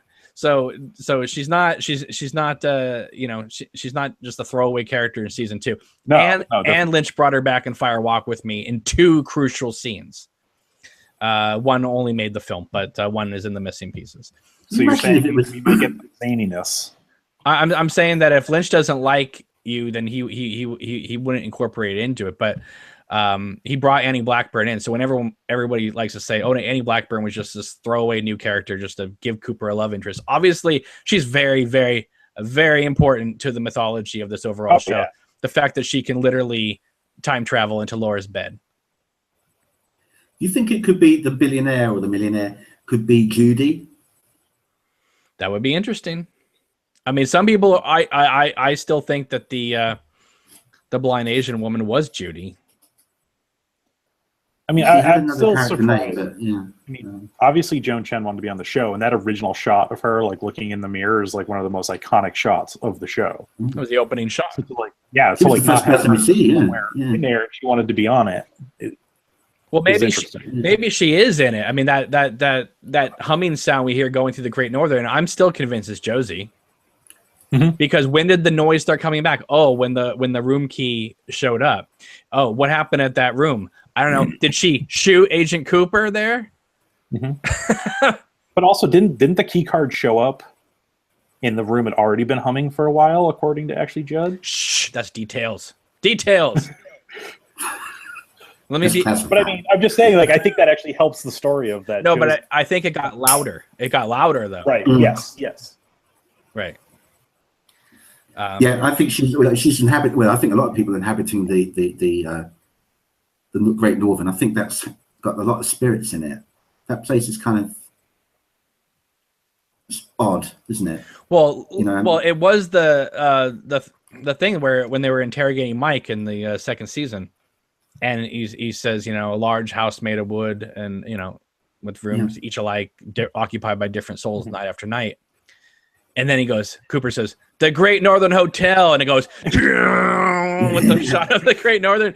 And then that's how the episode ended and made me like pee my pants for the next week until we got episode 14, which literally made time stand still during that whole ending part. So I think there's meant to be something about the history of that hotel, and it's meant to be on like the old cliche of horror films where it's actually on an Indian burial mound. The Great Northern. So there is strangeness going on in there. They built it over Hawk's heritage. Yeah. And the whole series ends with Hawk just burning down the hotel. Yeah, that's the end. I have a feeling in the end, I feel like one of the major moments on the original show was like Cooper and Leland in that moment after, Leland, and we know that. And I could see them really playing with expectations where there's absolutely been nothing to like about Richard Horn. And I think they're setting him up, or maybe, probably not Chad, because Chad's just an idiot, but like, they need to have that character, because when you find out that Leland had been doing these horrible, atrocious things to his daughter, and then within like 2, 3, 4 episodes, you have this scene where you're watching like Agent Cooper like help him find the light, help him find like the way to heaven or his future. For such a horrible being, and for someone as good as Cooper to do that, you need to have a really horrible human being on your show. But we really liked Leland Palmer when he was Leland. But we really liked him anyway. We just liked Ray Wise. I don't like Richard Horn at all. I want him curb stomped immediately. I don't think anyone could like Richard Horn. But I mean, I could see them setting something up where you just can't have this character be... I want Cooper to cuddle Richard in his lap and be like, "You're going to hell. You're a horrible human being. And I wish the woodsman to eat your soul in front of me." That's he deserves nothing.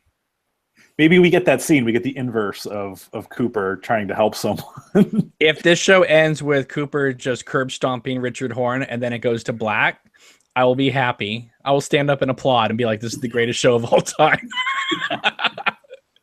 But what I also really like is that like Richard Horn is kind of in it. Like he's not, like I think you said before, but he's not the most horrible character, because he's not Frank Booth. He's not all those different characters that Lynch has played with. He's like a guy who is pretending to be at that level, but he's not even close. No, he's a bit of a chicken shit, really, because he mainly attacks women. He doesn't really go. He hasn't really got the balls to go for the men very much. No, I mean, Red calls him a kid. He's like, "Oh, shucks." Yeah. Also, he really does cower down to Red. So there's always someone that's more powerful. None of us three. Listen, I love this actor, but none of us three would cower down to Balthazar Getty. Come on, But also, like kicks in a door. He kicks in a door, lights a candle, turns the stove on, and expects it to blow up. Like when I first saw that, I was kind of like, okay, now I'm suspending disbelief. They needed to show him getting into the door. And then at the beginning of last episode, I was like, well, now we've all learned in order to blow up a trailer, you need to duct tape the door back up and not leave all the oxygen exposed for the gas to get out. Thank you for telling people how to blow up a trailer. Yeah. That's the thing about Richard Horn. He wishes he was Frank Booth and Bobby Peru and Mr. Eddie. I mean, he's listen, he thinks he's all tough, can drive over kids and just grab women by the throat and the roadhouse, and the guy's a punk, and I want him gone. And if they try to give me some sob story like my mom died when I was little, and so I never had a proper mom and a dad and this and that, I'll be like, I want him ripped apart by the lodge. Listen, I saw Wyndham Earl get his soul ripped out of his head. I better see Richard Horn get his genitals eaten off by a dog, because the black dog runs at night, and I want to see Richard Horn in pain, right? And I want Fella Victim, and I want Garmin Bozia, and I want electricity to just zap through that. So what you're trying to say? What you're trying to say is you want him electrocuted, you want his balls eaten by the black dog, you want someone puking Garmin Bozia all over his head. Is that right? Greatest ending of all time. And that's the end. It fades to black at that, yeah. There you go. My favorite little thing with Chad is just seeing that he's eating 2 microwavable lunches in the conference room at the same time. And the pudding as well, I think, yeah. Yeah, like what a great idea, like how to really make people hate this guy. Like he's eating 2 lunches at the same time, and he is annoying. The thing is, I don't think they needed any excuse to hate him. They just don't like him at all, do they? Yeah, they don't like him. They really don't like him. Johan says, forget about Cooper coming back. Are we going to see Sarah Palmer in the supermarket tonight? Yes, she's got to come back in it. We know that she's in more scenes. Yeah. Okay, I have to answer this question. Pineapple Squid says, does Cameron watch Twin Peaks movies on that old CRT TV behind me? No, I do not. This is a TV I have to watch my VHS tapes and my laser discs. Now, stop harassing me. You and Devin Faraci, the film critic who has gone underground for a while for understandable reasons. He used to tease me about this TV I had. It's ridiculous. You know, you can't watch laser discs and VHS tapes on an HD TV. It just doesn't work. And there's so many great things on VHS and laser disc that you can't get on DVD and Blu-ray or 4K, whatever. So yeah, I have to keep one thing around so I can watch it. So is that like the one that's got the little built-in video thing in it? It's in the TV, is it? What? Is it the TV that has the little slot that you put the tape into? You know, built in. Well, I have one of the VHS tapes or VCRs behind me on the ground, covered with paper. Yeah. I used to have one. I used to have the TV that had the video built into the TV, and you slotted it into the. Oh no, I never did that because I knew eventually that would break, and then I'd be stuck with this thing. What I love now is everyone's throwing out their Sony Trinitron TVs, like the last step they had before they went HD, and they just leave them on the side of the road. So I have like 2 Sony Trinitron 20-something inch televisions in the basement for when they die. I can just replace it. Now they want to weigh a ton, those things. Jesus Christ! You tried to lift them. Wow. KM Charlie says Richard Horne seems to be police proof. Well, yeah, I agree that there's that the police are like spending so much time doing I don't know what, buying chairs and you know, looking for black lodges and Major Briggs Station that in Jack Rabbit's palace that yeah, they're not really paying a lot of attention to what's going on in the town with drugs and Richard Horne and all that stuff. Now people want to see an MTV Cribs of my house. Great. Then they also want to know what size my TV is in my living room. It's a small one. It's a 40-inch just because I don't have a lot of room. Or actually I do have room, but I don't, the TV stand I have for it would not support a bigger TV without me getting rid of my DVD players, my Universal DVD players, and my Blu-ray players and my stereos. So I had to get one that fit. And also if I get a bigger set, I'll literally be like this. Like I'll be like that close to the screen and I'll be going crazy. So I need to have some distance. The worst thing that happened to me was when episode 8 came out, I was traveling and I was visiting a family member's house, and I was like, okay, whatever, I'll watch one episode on my iPad to deal with it because no one else will watch it with me. That was the episode 8. I'm watching it lying on the floor while my son's trying to fall asleep in this like new place with my iPad mini. And I'm like, okay, whatever. And then all of a sudden when the nuclear explosion happened, I was like, of course this has to be the week I have to watch this on my iPad while traveling with bad internet.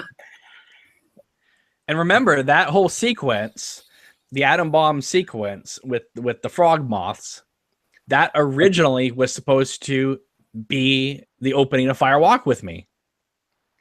And after I see this, I'm like, yeah, maybe I would trade in the Teresa Banks investigation for that on the big screen and have that move into the Laura Palmer story. Like, how epic would that be? I don't think People Magazine would be giving it a 1-star review if that was the opening of Fire Walk with Me. I still think that might be my favorite David Lynch movie of all time. Which one? Fire Walk with Me. Where's the eject button on this podcast? I mean, he's made great movies, but for some reason that one, I think when I first saw it, so many people hated it that my brain went, I'm going to like this movie no matter what. And then I watched it so many times that, I mean, in reality, I would say it's Mulholland Drive for me. But listen, Fire Walk. It's hard to compare them all. Fire Walk with Me is a wonderful, wonderful movie. I'm not taking anything away from that. I just think that it is not, despite what critics say, it is not a standalone movie. It is something that you have to be aware of the series and things like that to properly get the full context of everything. But I do think that this new series has made Fire Walk with Me better for a lot of the naysayers of the film, which is honestly, I think what the whole point of this new series is as well. I think this is David Lynch trying to redeem Fire Walk with Me. He's been trying to redeem Fire Walk with Me for 25 years. And even on the Charlie Rose interview, he's talking about, God, it would be great for people to go back and reassess Fire Walk with Me. And you know, maybe people would have assessed Fire Walk with Me better if some of those missing pieces had found their way into the film. Just saying, right? And I think that because Lynch had to get that film out to Cannes so fast with a 11-month turnaround from the cancellation of the series, I think that what he made, I think, is great. But I think if he had 6 more months to maybe shape it a little bit and maybe, you know, do a little here, a little nip tuck here, and a little change here, maybe, I think it would have gone over better with some more people than just the hardcore fans. And even the hardcore fans at the time dismissed the movie. Let's be honest. So I was your mic's out. I was one of 3 people in the movie theater when I saw that, and the other 2 were my friends. Yeah, but it still played for 2 weeks in my town. So yeah. But I mean, when Cheryl Lee did her publicity tour for Fire Walk with Me, and she was talking about the film, what she was talking about was not at all what was happening in the film, because a lot of the scenes that she had shot didn't make it into the finished film. So, Ben, is your voice back? Nope, you're out. You unplugged something. There you go. You're back. Yeah, I mean, I feel like more happy scenes of the Palmer family were needed to really kind of enhance the original show, which I feel like we kind of got a couple of those in the missing pieces, like the one where they're speaking the different the introductions to the different language that Leland was doing. Like, stuff like that could really help enhance the whole show and series rather than just the one movie. And let me we need to get back to some of this Twin Peaks news here, but let me throw this out there because you said Mulholland Drive was probably your favorite Lynch movie. Would you trade in Mulholland Drive as a film if you could have gotten it as a series? I don't know. Because let's be honest here, the series Mulholland Drive would not have been anything like the movie. Yeah. After that initial 90 minutes. Okay. Because yeah. Have you seen the pilot? Have you seen the original pilot? I haven't. Okay. I haven't. It's really interesting. Because the first 90 minutes of the movie is the pilot. There's a few more scenes having to do with Robert Forster. And there's a few little lines of dialogue here and there. There is no Winky's scene. Oh, wow. I thought that was in the pilot. It's not in the pilot. And the pilot ends with when the girls put on the blonde wigs and they stand at the mirror. It dissolves from that moment to the bum behind the trash thing outside Winky's, and then that's the end of the pilot. Like, we never even see this character before. That's the introduction of the character in the pilot.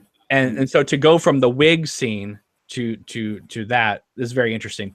But then when you watch the movie, knowing that they show the girls in front of the mirror with trying on the hair, and then when it dissolves now and you get Naomi Watts in bed and Laura Lana Herring coming over to the bed, all of a sudden, if you watch the pilot then watch that, you go, yeah, I can tell it's 2 years later. Yeah. Like all of a sudden you can just tell that they've aged just a little bit, you know. But it is fascinating. If you can get your hands on it, it's worth checking out. In fact, I mean, in my honest opinion, Criterion should have released it with the Blu-ray. Should have been a disc too. I would have loved to have seen that pilot remastered in HD. Just as a filmmaker, I think it'd be fascinating for a lot of people to compare and contrast it. You know, how do you take a rejected ABC TV pilot and turn it into an award-winning film at the Cannes Film Festival? You know, so it's fascinating. Okay, so let's go to this awesome story. I love this story. So, a Twin Peaks fan, bought a life-size cutout of Agent Cooper to hang in their house, and when it arrived, they got a life-size cutout of Dougie. Yes, yeah, I've seen this floating around. Yeah. So the thing. So my God, even Lynch is trolling the merchandise. Right? It's like, okay, great. I'm gonna have an Agent Cooper in my house. No, you get Dougie in the green jacket. In the green jacket, popping up everywhere. Like, people are with it. Like, it's in a room somewhere behind them. It's been doing a road trip around. I think it's at the festival this weekend. They've got the Twin Peaks festival this weekend. That is absolutely hilarious. They write, I ordered a cardboard cutout of Cooper from Showtime's website, and this is what showed up at my door. With the green jacket, you can't even pretend it is Agent Cooper. Yeah. You can't like just go Photoshop a little like FBI pin on him. And remember those stories that came out when they showed Kyle behind the scenes wearing the green jacket? Everyone was thinking, are they going to do some like CGI effect or something like that? No, is the character's just going to wear this jacket? Yeah. Just like we talk about the Twin Peaks Gold box, right? Well, what was David Lynch's box set? The lime green box set. Lime green, yeah. And here he is walking around. Isn't that suit like an homage back to Blue Velvet? How so? I'm thinking about the yellow man. One of the guys. There's a guy in a green suit. At the end, I don't remember exactly where. There's a guy with a yellow jacket and they call him the Yellow Man. Do you remember that? Maybe that's alluding to that a bit. Yeah. And yet the Yellow Man only wears that jacket, I think, like one time in the movie. The rest of the time he's wearing brown. Right. They still call him the Yellow Man. Yeah. I love that moment where Kyle walks in the room and they're all like posed like mannequins in the room. So death while standing up. Yeah. Perfect balance. Yeah. All right, next story comes from The Verge. The headline is, "The new Twin Peaks isn't just violent. It redefines what violence is." David Lynch's fascination with brutality goes back to his earliest work, and with this new series, he dives back into its causes. Do you think this new series is redefining violence? No. I think I've seen a lot more violent things on Game of Thrones and in other movies and things I've watched than this show. I guess they're saying that the show's treatment of violence has gotten progressively more complex. I don't think so. I think it's showing you that horrible men are horrible men that are doing these things to women that don't deserve this. So also, not all of it is seen on screen as well. They do stuff that's just implied. Off camera where you hear it. So he hasn't like put it full on in every scene or anything like that. Right. But then some people will say that like there's been a lot of, a lot of the misogynistic articles that are being written saying, well, Jack gets killed off screen, but, Daria gets blown away on camera, things like that. So, yeah, I mean, I think you have to do some on screen, some off screen just to keep you on edge as to what we're going to see. If it was just brutal every single time, what would be the point? You would just be like, okay, another violence scene. It wouldn't have the desired effect. I think a lot of the things that you don't see are much more frightening sometimes. The implications of violence, right. Oh yeah. I mean, I think one of the more impact. The violent scene I would have a question about is more so is when the young boy gets run over by the car. I mean, that bothered me. Yeah. I mean, I think there's a difference between like gratuitous violence and seeing gratuitous violence that we don't need to see, where stuff can be played off screen. But A, the work isn't over yet, so it's hard to judge something before we've seen all of it. And right. B, I mean, for me, I don't really ever want to watch that shot again. More, I mean, it just affects you in a way that I don't want to be affected. Of course, that's what the Lynch wanted for it, I'm sure, to have people are affected by children, being killed, because it hits people deeply when a young child is, I really hope that there's a reason for it besides it just being a shocking moment. Because I mean, if you want to elicit, empathy from people right away, all you got to do is like, hurt an animal, hurt a kid, that type of thing. It's kind of an easy shortcut. So I'm hoping, again, we haven't seen the whole thing, but I'm hoping that it's not just this random thing of just, Richard Horton just ran over this kid and that's it. I hope there's none. I understand there was the fire or the Garmonbozi or whatever floating in the air, but I hope there's some sort of tie into something into the larger mythology. So it's not just a random moment for random sake. And, because I mean, Richard Horton could have run over Norma. The mother. Or the mother. Yeah. Yeah. So I hope there's a reason why they chose the kid and not the mom. And that truck driver, something needs to happen to him. Okay, he needs to end up in the Black Lodge and destroyed as well, because this is what he does after the kid dies. Oh, like, come on, you told the kid to run, you prick.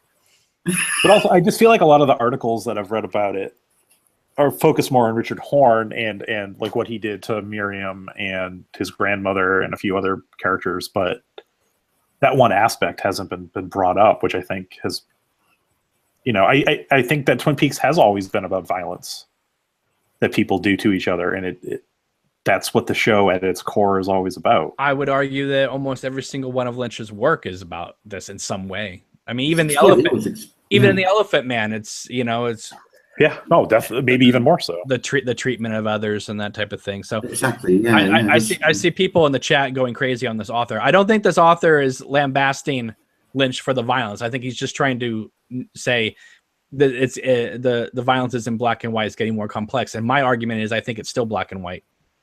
I don't think we watched Richard Horne and go like, wow, I want to be like him when I grow up. I think it's still, it may be dealing with domestic, situations and that type of thing, but I think that's been there from the very beginning. Literally. Right. Exactly.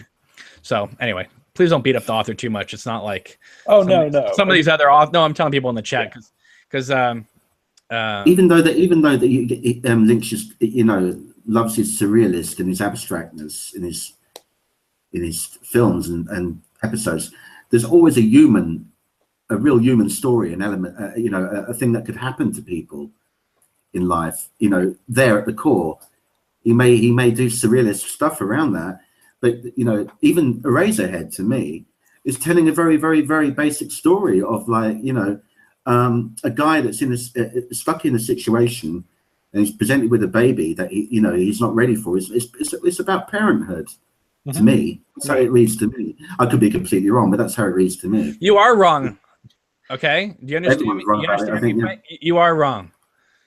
I'm wrong, yeah. Because people have said that to Lynch, like, it's about parenthood. And he goes, no, that's not the correct interpretation. but I think he has always done that. I think it's always been like the human. I know he throws all those things in, and that's what he's known for. Is surrealism a lot of the time. But the stories do have they've got that human thing to them. I'll shut up now. But I think in most and almost, I can't think of any examples in other Lynch's work or in Twin Peaks where the violence becomes a point where, sometimes when you're watching other shows, like you see Neo in the Matrix like walk in and start shooting stuff, and you're like, yeah, like the violence is very bad in David Lynch's worlds that he's created for the most part. There's one moment where you're like, yeah, get him in Lynch's work, and that's when Bill Pullman shows up outside Mr. Eddie's hotel room, and you're like, kick his ass. Yeah. And then they play that Rammstein music, and you're all, yeah. Or when Hawk's night in the back of the guy at One Eye Jacks, but like that's in self-defense. But there's not a lot of violence in Lynch's work where you're like, oh, this is great watching this violence. You're usually repulsed by it. At least that's usually my reaction to it. Although, it is kind of electrifying the first time you see Wild at Heart when Sailor kills Bob Ray Lemon to Power Mad, Right, yeah. But even that's self-defense to a degree, you know what I mean? Let's think about that. Self-defense is knocking the knife out of his hand, not pounding his head into a marble floor. No. His brains are hanging out of his head and everything. Yeah. I love that sound though when he pulls Barbara Lemon's head off the ground. It's one of the greatest sound effects you'll ever hear. It goes.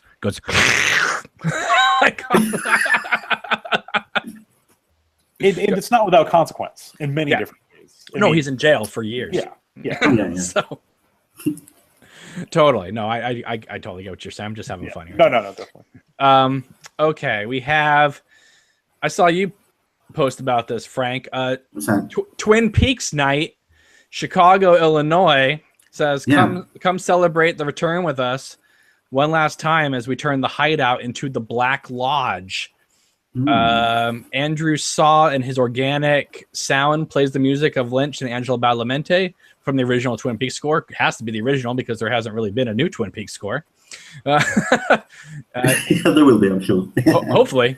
Yeah. Joined by Jeremy Lee Harris with special guest Jeremy Traeger, aka David Lynch superfan. Okay. Afterward, Twin Peaks inspired DJ sets from the dark, sexy DJ Heaven Malone and DJ Brock Monkey.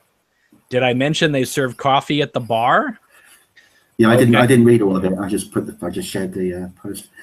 Yeah, I was like, what on earth is this thing? I guess they're just kind of do a groovy thing in Chicago. I thought it was like some of the bands or something doing a Twin Peaks concert, but nope. No, there's a lot of these sort of things pop up. They did something in Seattle, like a little fan gathering thing in Seattle before. Not the main fest. I'm talking about actually in Seattle. So these things they do a few things like that every year. I think like Twin Peaks themed nights and stuff like that around. It's funny. Mad Max says, "I love how Laura is the one. He made her the heroine. Only she can save us from Bob." Yeah, somebody messaged me the other day. Maybe it was you, Ben. I don't know, but I thought it was great because Laura is the one. Obviously, that's something that the Log Lady says in that Bravo introduction she did. Right, the first introduction of the pilot when they re-aired the show, they added that. Where she says Laura is the one. But someone did remind me. Yeah, I think I instant messaged you about that. Yeah, that James Hurley in the pilot episode tells Big Ed she was the one. And of course, obviously, he means that she was the love of his life, his 17-year-old life. Yes. But I think that's interesting that they keep throwing it in, right? Laura was the one. Laura was the one. And, What do you think about that, Ben? I mean, they've obviously had the idea for a very long time, and who knows if they were foreshadowing that exactly. But they were not foreshadowing anything in that. well, but they had an idea that Laura herself was more important than just being this dead body on the beach. No, she's the whole reason for the show's Cooper coming to town and that type of thing. Yeah, but but her showing up in an orb being sent to Earth, like Kal-El. That's the other thing that I think it was season 2, episode 1. I was watching it the other day too, and like the giant shows up and sends a gold orb to Cooper, right? Which I think we all read as like, "Hey, look underneath your bed for the message underneath there." Excuse me, that's season 2, episode 2. Get that straight. Okay. Weren't they aired together? No. The first episode was a 2-hour premiere, and then the next week we got that one. Get it right. I was 11. Let me tell you something about this podcast. All right, this is for the hardcore of the hardcore. If you don't know which episode things happen in, get off this damn podcast.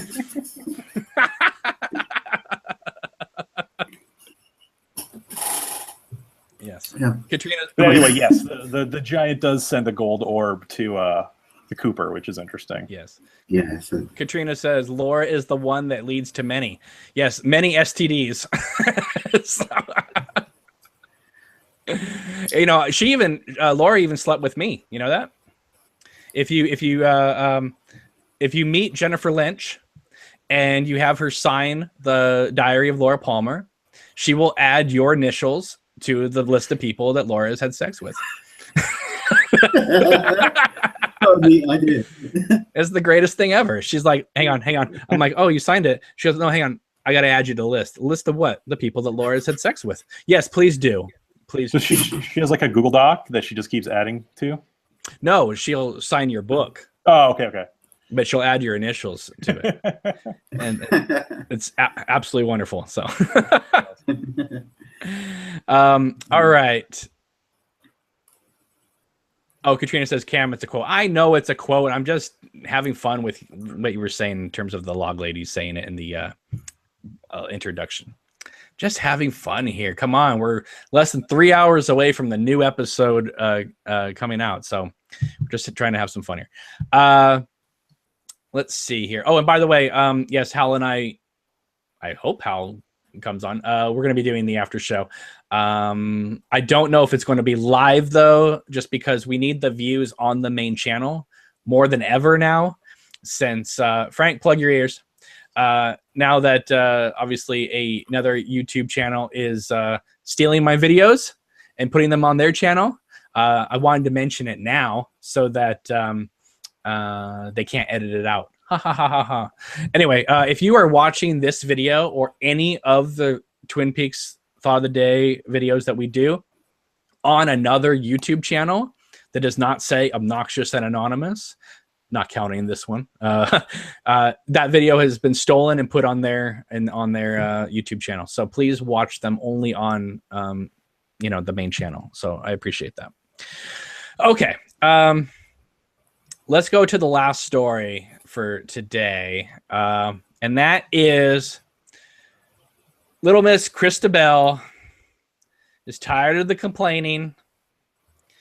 She did an article with Vulture. I guess Vulture has like an in with Twin Peaks or something, in which she takes on the Tammy haters. And she does not like the harsh criticism that her first acting role has done. So are you guys, let me ask you, Ben, are you a fan of Christabel in this performance? Or do you have an opinion? I don't think she has been horrible. I think she's been fine in the role that she has been put into, because it's mostly been researching, walking, and handing things over. It hasn't bothered me. Like of a lot of things I could critique about the show, it wouldn't be her. True. How about you, Frank? I agree on that. I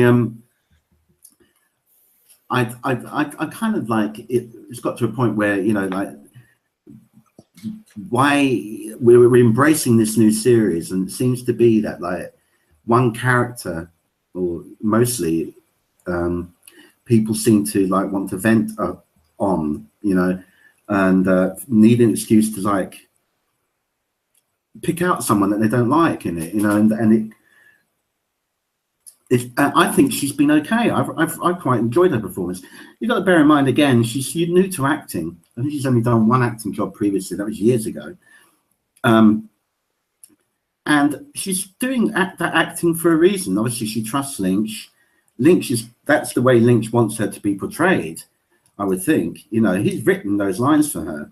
So I don't think there's any kind of like mistake made or anything why she's performing that way or anything like that. I just don't get this kind of like people have to waste so much energy on not liking a particular character when the series is not finished yet. We don't know how she's going to play out.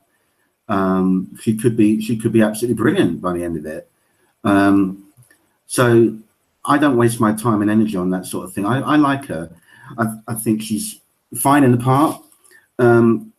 There may be a reason why she's different to what the book is, because that's where I think the book's contradictory as well. We don't know whether she's the real Tammy or the wrong Tammy or not. So it could play out very intriguing.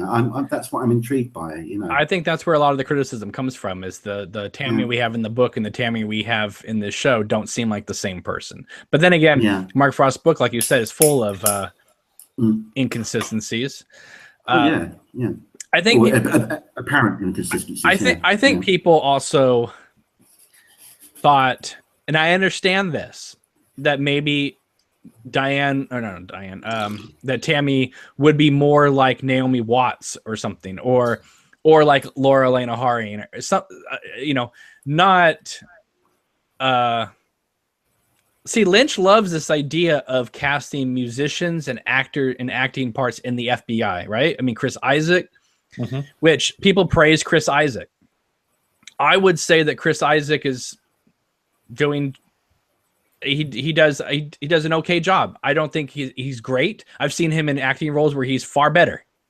His TV show was far better. Like his role on the old Chris Isaac show was way better than what he did. But again, at the time, much like Christabel now, Chris Isaac hadn't done a lot of acting at that time. No, but the only thing I saw him in was Silence of the Lambs. Yes, but in '92 he did Fire Walk with Me and Little Buddha, a Bertolucci movie. Yeah. I haven't seen that. So that's pretty major props to be directed by Lynch and Bertolucci in the same year. And again, like, I don't think he's bad in Fire Walk with Me at all, but I think that could another actor have done a better job? Perhaps. Wouldn't have been the same performance. Does Krista Bell see my only issue about Krista Bell in this series is that she seems like she's Krista Bell playing Tammy. It doesn't seem like she's playing. I mean, I think she's gotten better as the series has gone on, but I think when you look at parts 3 and 4, I think that I used to say that she reminds me of Vampira, the way she would just like saunter into the room, and it seemed like a very vampy, campy performance. And again, yes. I feel like she's gotten better, and it did not take me out of it. The only thing that would bother me about it is she never would have gotten this role if she hadn't been associated with David Lynch. See, for me, I hadn't seen anything she'd ever really done before. Like, I've never listened to her music or seen any of her music videos. So, like, coming to it, when I first watched the first 4 episodes, I didn't have any backstory of. Whereas for me, when I saw Wally Brando, I was like, why is Michael, what's his name from Arrested Development on the show? So, like, I didn't have a whole lot of preconceived notions as to what she can do or can't do, or what her, skill set is, or who she is. Caitlin says, I just don't like Krista's pouty face. See, that was another thing.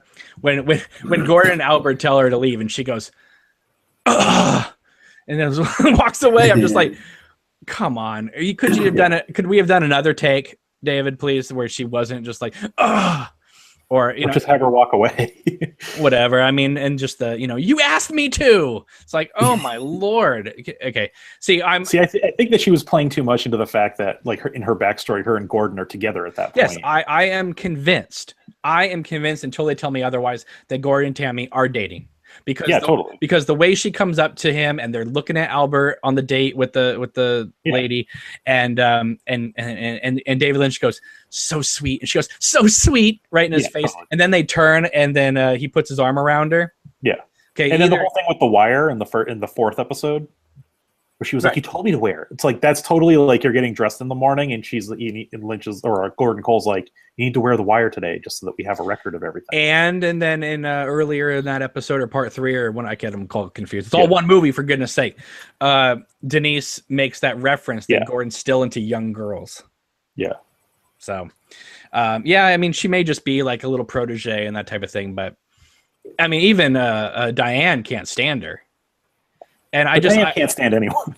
That's true. But just that scene where she's out there smoking and Tammy's out there getting bothered by it. That didn't seem like an FBI agent that's just getting bothered because, Gordon Cole's with Diane. That seemed like a new girlfriend who's like, why are we here around this other woman? Can't we just be chilling out inside? And then right before Gordon smokes, she's like, Gordon, kind of like, you quit for me. You quit. Yeah, exactly. So and Lynch deliberately played it out as long as possible so it became uncomfortable. Right. Like he does with scenes, that's what he's well known for, Right. What I want to see is them show up in Twin Peaks and Shelley shows up and can speak normally around Gordon, and that gets Tammy angry. Maybe we'll get a Shelley Krista Bell fight scene where she takes off her badge and we get kind of like that scene with Sheriff Cable and the missing pieces. Yeah, I'd actually really like to see she jumps on the car. Yeah. You'd like to see a giant cat fight outside the Double R to go. Throwing cherry pies at one another, yeah. Exactly. Pie fight. That'd be good. We should have a pie fight, like the Three Stooges at the end. Or something and Red, like, tosses a coin up. Heads or tails, everybody? And then the coin just like floats in outer space. Or not space, but in the air. Look at that. It's like cat on a hot tin roof. I'm pretty sure that is code. Like, Diane is not to be trusted. Yeah. She's a pain in the ass, and we knew that she had texted that we were going to be at the site, and now Bill Hastings doesn't have a head. So yeah. So all right, well, let's wrap this up. Frank, I know you're a super fan. What do you think of the series so far? And also, obviously, no expectations, but what are you hoping to see tonight under the title "Let's Rock"? Wow, right. Again, total speculation, clawing in the dark here, but just by the title, and I know I'm completely wrong because it probably won't be anything about the title. we're going to see Chris Isaac appear. We're going to see Carl Rod be taken up in the UFO. We're going to see Kiefer Sutherland making some garmonbozia in that big tank he had in that deleted scene, which might be going to be really integral to the end plot. Can I interrupt you real quick? Yeah. That scene never should have been cut out of the movie. Yeah, I love that scene. That's a great scene. Why would you cut that scene out of the movie? Because you have Kyle MacLachlan and Kiefer Sutherland, two huge stars at that time, in a scene that kind of explains how Dale Cooper gets over to the Fat Trout Trailer Park. And I think also introduces Dale Cooper to the words Blue Rose, or like that we know that Cooper knew what the words Blue Rose was before he goes to Twin Peaks. Right, and it also explains why Cooper would tell Diane in the pilot, "Don't go to Sam." Yeah, right. Go to Albert. Right. So anyway, and there's got to be something more to this Blue Rose. That's got to happen. Something must be revealed about that. Yeah, I agree with MW. A band in the Roadhouse before they start playing is going to say "Let's rock" before the end credits.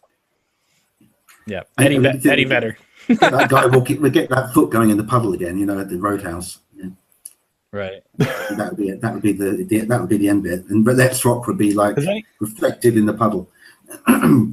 Could most of the bands playing at the Roadhouse be playing on the same night, kind of working up to like a Miss Twin Peaks style Roadhouse Battle of the Bands, where Pearl Jam's going up against Nine Inch Nails for the last episode? Because they keep reusing that same shot over and over and over. Yeah, yeah, they do. The puddle shot, and again, I think that's a time warp thing going on. I'm sure it is. Oh, please tell me. Is that why all the bands are playing over and over? Is Richard O'Brien going to show up? We're in a time loop. We're in a time loop going round and round. I'm sure of it. Let's do the time warp again. Yeah. Well, I mean, we did get confirmation a few weeks ago that Lynch did shoot all of those bands on the same day. They brought them in, recorded them, made them leave. So that's why we don't get a lot of tie-ins with the bands and what's going on at the Roadhouse. It's we never see like the actors and the bands in the same shot. Did you know they did a campaign for that a couple of years ago when they were going to film? It's some theater in LA that they shot all those scenes in. And some old theater, Phoenix or something, I think it might be. And all the extras that are in it, and there are hundreds, they just shifted them around for different performances. But it was an auction that went on that was maybe paying for David Lynch Foundation or something like that, charity thing. And people bidded to be an extra in those scenes. They had to sign a disclosure and everything. And it was all shot down there in that theater, all those scenes. Right. And so they got people paying so much to actually be on there. Yeah. So all the people that you see in the crowd, the people that actually, bidded to be in it. Huh. That's interesting. Yeah. Johan, that was a couple of years back. Yeah. Johan says in the chat, Julie Cruz will be in the last episode. That's what I'm thinking. It's going to end with her. It would seem the most obvious place, wouldn't it? Really? Yeah. You can't be sticking her in part 14. Unless she's going to be 14 through 18 or something. Yeah. I don't know, but I mean, we shouldn't put a lot of stuff into the IMDb listings and things like that. But Ray Wise, Grace Zabriskie, Cheryl Lee, obviously Cheryl Lee's listed in all of them. But those three actors with obviously Kyle, they're all listed for like the last 4 episodes or 4 parts. So maybe we'll get more of Ray Wise than just him sitting in a chair telling him to go find Laura. Although I am convinced that that wasn't probably Laura whispering in Cooper's ear. I think that was her doppelganger that tricked him to tell him that he could leave. Because everyone's acting like, well, what the hell you did? You're supposed to be sitting here and you left. So maybe it wasn't the 3 and the 15 switcheroo that tricked him. Maybe it was the doppelganger tricking him. And maybe that's why Laura got sucked up into some weird vortex. She left really swiftly, didn't she? Yeah. You don't think that the Doppel-Laura, if there is one, was killed in before season 1, right? And that's Doppel-Laura, and that Laura Prime, the real Laura, he's been hiding out with Briggs, waiting to get out. That would be the greatest retcon in the history of retconning ever. If when Fire Walk with Me, when she tells James, your Laura's disappeared, that's because the good Laura was sucked into the painting, and that the doppelganger was the one that was left. Yep. How brilliant would that be? But that doesn't make any sense because the doppelganger would not have any of Laura's remorse for Donna, in the pink room and all that stuff. So it doesn't make any sense, but it would be brilliant if they said only the bad side of Laura died. So this good girl, Laura, that comes out and is reborn, she's not going to have any men problems, not going to have any drug problems, But maybe that was Doppel Laura to begin with. Like, she came out way before. That's why Laura was into doing so many horrible, reckless things. But because she was not like I always kind of thought of it like Cooper being so good, his doppelganger would be so evil because they're the inverse of each other. But like a normal human being's like, mostly good, but the bad parts of them would come out more when they become a doppelganger, because you're like, instead of it being 50-50, you're like 40-60, so she's now 60% kind of bad. Yeah, but Cooper's doppelganger is out. He's 100% bad to the bone. Right, because the inverse of 100% good, which is Cooper-ish, is 100% evil. Listen, I would be open to it because it would be so brilliant. I'm open to it. I think it makes sense to a degree if that's where they decide to go. Cooper's flawed as well, isn't he? I mean, he's not completely wholesome because he stepped out with Earl's wife, so he's not all clean. He's not as clean cut as you think. So everyone's got like a little dark side to them in this, even him. Yeah. I really do hope. You know what though? I do hope they bring back Wyndham Earl at some point, not necessarily as a character, but I want a reference at least, even if it has to do with the bonsai tree and whatever. But people like to think about that bonsai tree in New York. Let's be honest here. He only sent the bonsai tree to the sheriff's station to make Truman think it was from Josie. It wasn't like Earl was collecting bonsai trees. He's not like evil Mr. Miyagi, who's like got a whole room full of bugged. Yeah, this little mic in there in the plant in the tree. Yeah, but but see what I want to see, and I don't think I'm going to get this, but I do want to see the sheriff and Hawk bring Bobby into their investigation, and show him Laura's pages, and have him go, Annie Blackburn. Then he goes to the Double R, tells Norma about this thing about her sister. I think there just needs to be some sort of connection, because we still need to find out what happened to Annie. Kyle has said that we are going to find out what's going to happen to her. If it's not a big revelation, just give it to us in a conversation. I don't care. I want more acknowledgement than just some tablets of paper stuffed into a bathroom door. But at least I know she's alive and was around and isn't back in the convent or whatever. Well, because some people believe that she was manufactured by the lodge too, as she always seemed otherworldly though, and very detached from things. I know she was in the convent for a while. But that's just because Heather Graham was new to acting then. But oh, right. She was too, right? We got a few of those like that. Yeah.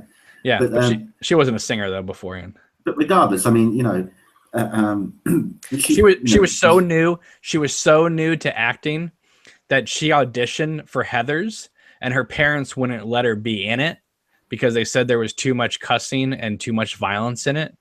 And then if you look at what she started doing in the late 90s, like Boogie Nights and From Hell and all that, it's almost like she was like a cowboy. Yeah, she was like flipping off her parents, like, I'm going to show you violence and language. I think she like emancipated herself from her parents so she could start taking better roles that she wanted to do. Yeah, I'll never forget when my friends back in 1991 called me up on the phone. They said, "You're never gonna believe who's coming to Twin Peaks." I'm like, "Who?" They're all, "The girl from License to Drive." I was like, "That's brilliant," and she's gonna be Cooper's love interest. Really? But I thought it worked beautifully. That's me. I know. There's the Cooper Audrey shippers forever. And at this point, maybe if you had told me mid-season 2, I would have been like, yes, I'm with you. But now that I've seen the whole series and Fire Walk with Me, no. I mean, I think we also need to know what Donna's up to. Like, there's a lot of characters that I don't think are coming back that we just need like a little bit of like, oh, Donna died in that car crash or whatever, you know. The motorcycle crash? Yeah. Like, who knows? Like, you know, but like she was such a major part, if not one of like she may have the most screen time on the original TV show. Let's be honest here. The administrative assistant that follows Dougie around with the coffees has had more screen time than Sherilyn Fenn this season. Yeah. You know. I like that guy has finally figured out that he can just lure Dougie around by just holding coffee in front of him. That's great. When they walk into Bushnell's office and Dougie's like this. Like a dog, isn't he? Yeah. Like, that guy is the greatest assistant ever because he's like learned like, oh, I know how to finally get this guy from here to there. I'll just pour coffee in front of him. He's like E.T. Dougie's kind of like E.T., I think. Just needs to phone home. A lot of people are saying that they believe it was Laura in Fire Walk with Me that got killed. I mean, yes, I think that's the way we were supposed to assume it back then. Who knows what they'll end up doing? We never thought we'd see Laura in an orb being flown out to outer space. So we don't know. Or frog. Yes, frog moths. Frog moths, yeah. A lot of people are saying that they believe Cooper will be back tonight. No expectations, people. You can get in a lot of trouble. I'd like that to be the case, but I'm not holding my breath too much. No. I mean, for all we know, it could be just one scene in Dougie's kitchen for the whole episode. I mean, we don't know. He could be eating cake for 40 minutes tonight. Yeah. Exactly. So, all right, guys. Well, let's close this out. Thank you for joining me, and no problem. Hopefully, Ben, you'll come back again. Hopefully, you had a good time. Yes. No, that was awesome. I think tonight's going to be awesome, no matter what. And we have Frank here, who's just back from hanging out with Alicia Witt. Yeah, my son actually goes to the same grade school that Alicia Witt went to. Oh, brilliant. Worcester, Massachusetts. Not like she doesn't hang out here much, apparently, in Worcester, Massachusetts. But is your son the Quiz-X Hatterack? I just don't let him eat cream corn. That just freaks me out. And for those of you who have joined the podcast late, when I made that joke about Frank hanging out with Alicia Witt, I just want to show you that yes, this was the other day. Frank is a very lucky man. Did you ask her about her gerbil trick that she did in Pecker? I didn't, because I didn't even know about that. But okay, good. But she did like my Twin Peaks T-shirt. I'll give her that. Yeah. You showed up with a Twin Peaks T-shirt? Yeah, you look at it. You've got the Great Norman on it. If you look at it again. You should have shown. I would have gone with a Sopranos T-shirt. I would have shown up with a hotel room T-shirt, been like showing some Crispin Glover. Maybe I would. Yeah. Right, get onto it, merchandise people. Yeah, we want the hotel room T-shirts and. Oh, there's no June. Is there any June T-shirts? Do they exist? I doubt it. Sign your copy of Mr. Holland's Opus. That would be awesome. You know, if there's one, Lynch has brought back a lot of elements in this new series, right? That shot of Kyle on the veranda looking over and seeing the ocean is definitely Duke Atreides in Dune. Yeah. Okay, we need a sandworm in this movie. We need a sandworm. And a sandworm. That'd be the next thing. Maybe the frog moths turn into sandworms. We had that. Well, those sandworms remind me of the things in Tremors. You know that film Tremors? Mm-hmm. Yeah. And Charlotte Stewart, of course, was in that. So what might happen is we might get the sand dunes coming into Twin Peaks and swallowing the whole town up, and that's the end. Yeah, it needs to kind of be like the Hellmouth and Buffy or something. Like the whole town needs to be swallowed up. But do you think the series is going to end with like Twin Peaks just destroyed? I don't think so. I right now I'm a betting man. I know Lynch is a dark mofo, but he likes his happy endings. If you look at Blue Velvet, Wild at Heart, a Straight Story, there's a lot of movies he makes that he goes for the happy ending. And I think the Razorhead is kind of a happy because he kind of goes into it looks like he goes into heaven with the girl from the radiator, doesn't he? At the end, in their arms. He looks like it goes into the end of Fire Walk with Me, with the white light. Because in heaven, everything is fine. And, so it kind of looks like he gets a happy. Oh my God, how brilliant! How brilliant would that be if the final production, the final musical production in this last series is the lady with the volcano cheeks in heaven? Everything is fine. and just squishing frog moss underneath her foot. Yeah. Oh my god, it'd be the greatest thing ever. I still can't believe someone hasn't taken that shot of the giant, like looking at the screen, and put James Hurley singing on it. On YouTube. Can you imagine that? Yeah. Like if James Hurley shows up, like I would, if he is singing at the Roadhouse, I hope it's that song. Or yeah, some people have said that Krista Bell will show up, should get up on stage as Tammy and belt out a song. Because she did a music video where she was all wrapped in plastic. Yeah. So. Yeah. All right, guys. We as of this moment, we are 2 hours and 20 minutes away from part 12 airing. I will be back later tonight to do initial reactions video, so hopefully you guys will join me for that as well. I want to thank Ben and Frank for joining me today. Thank you guys for taking time out of your busy schedule. Appreciate it. You're welcome. Thanks. No problem. I hope you all noticed the fan going in the background. So I do, yeah. It looks it's a bit ominous, that fan, isn't it? A little homage there. Are you going to turn into Bob on camera? Yeah. I need to lose a lot of weight. You do that weird smile. Laura does it. All right, everybody. Have a good one. Yeah, we will see you soon. Take it easy. Thank you very much for joining us. And make sure to give these videos a like and a share. And if you have not subscribed to this channel yet, the main channel, please do. Really appreciate all your support. We'll see you soon. Take care.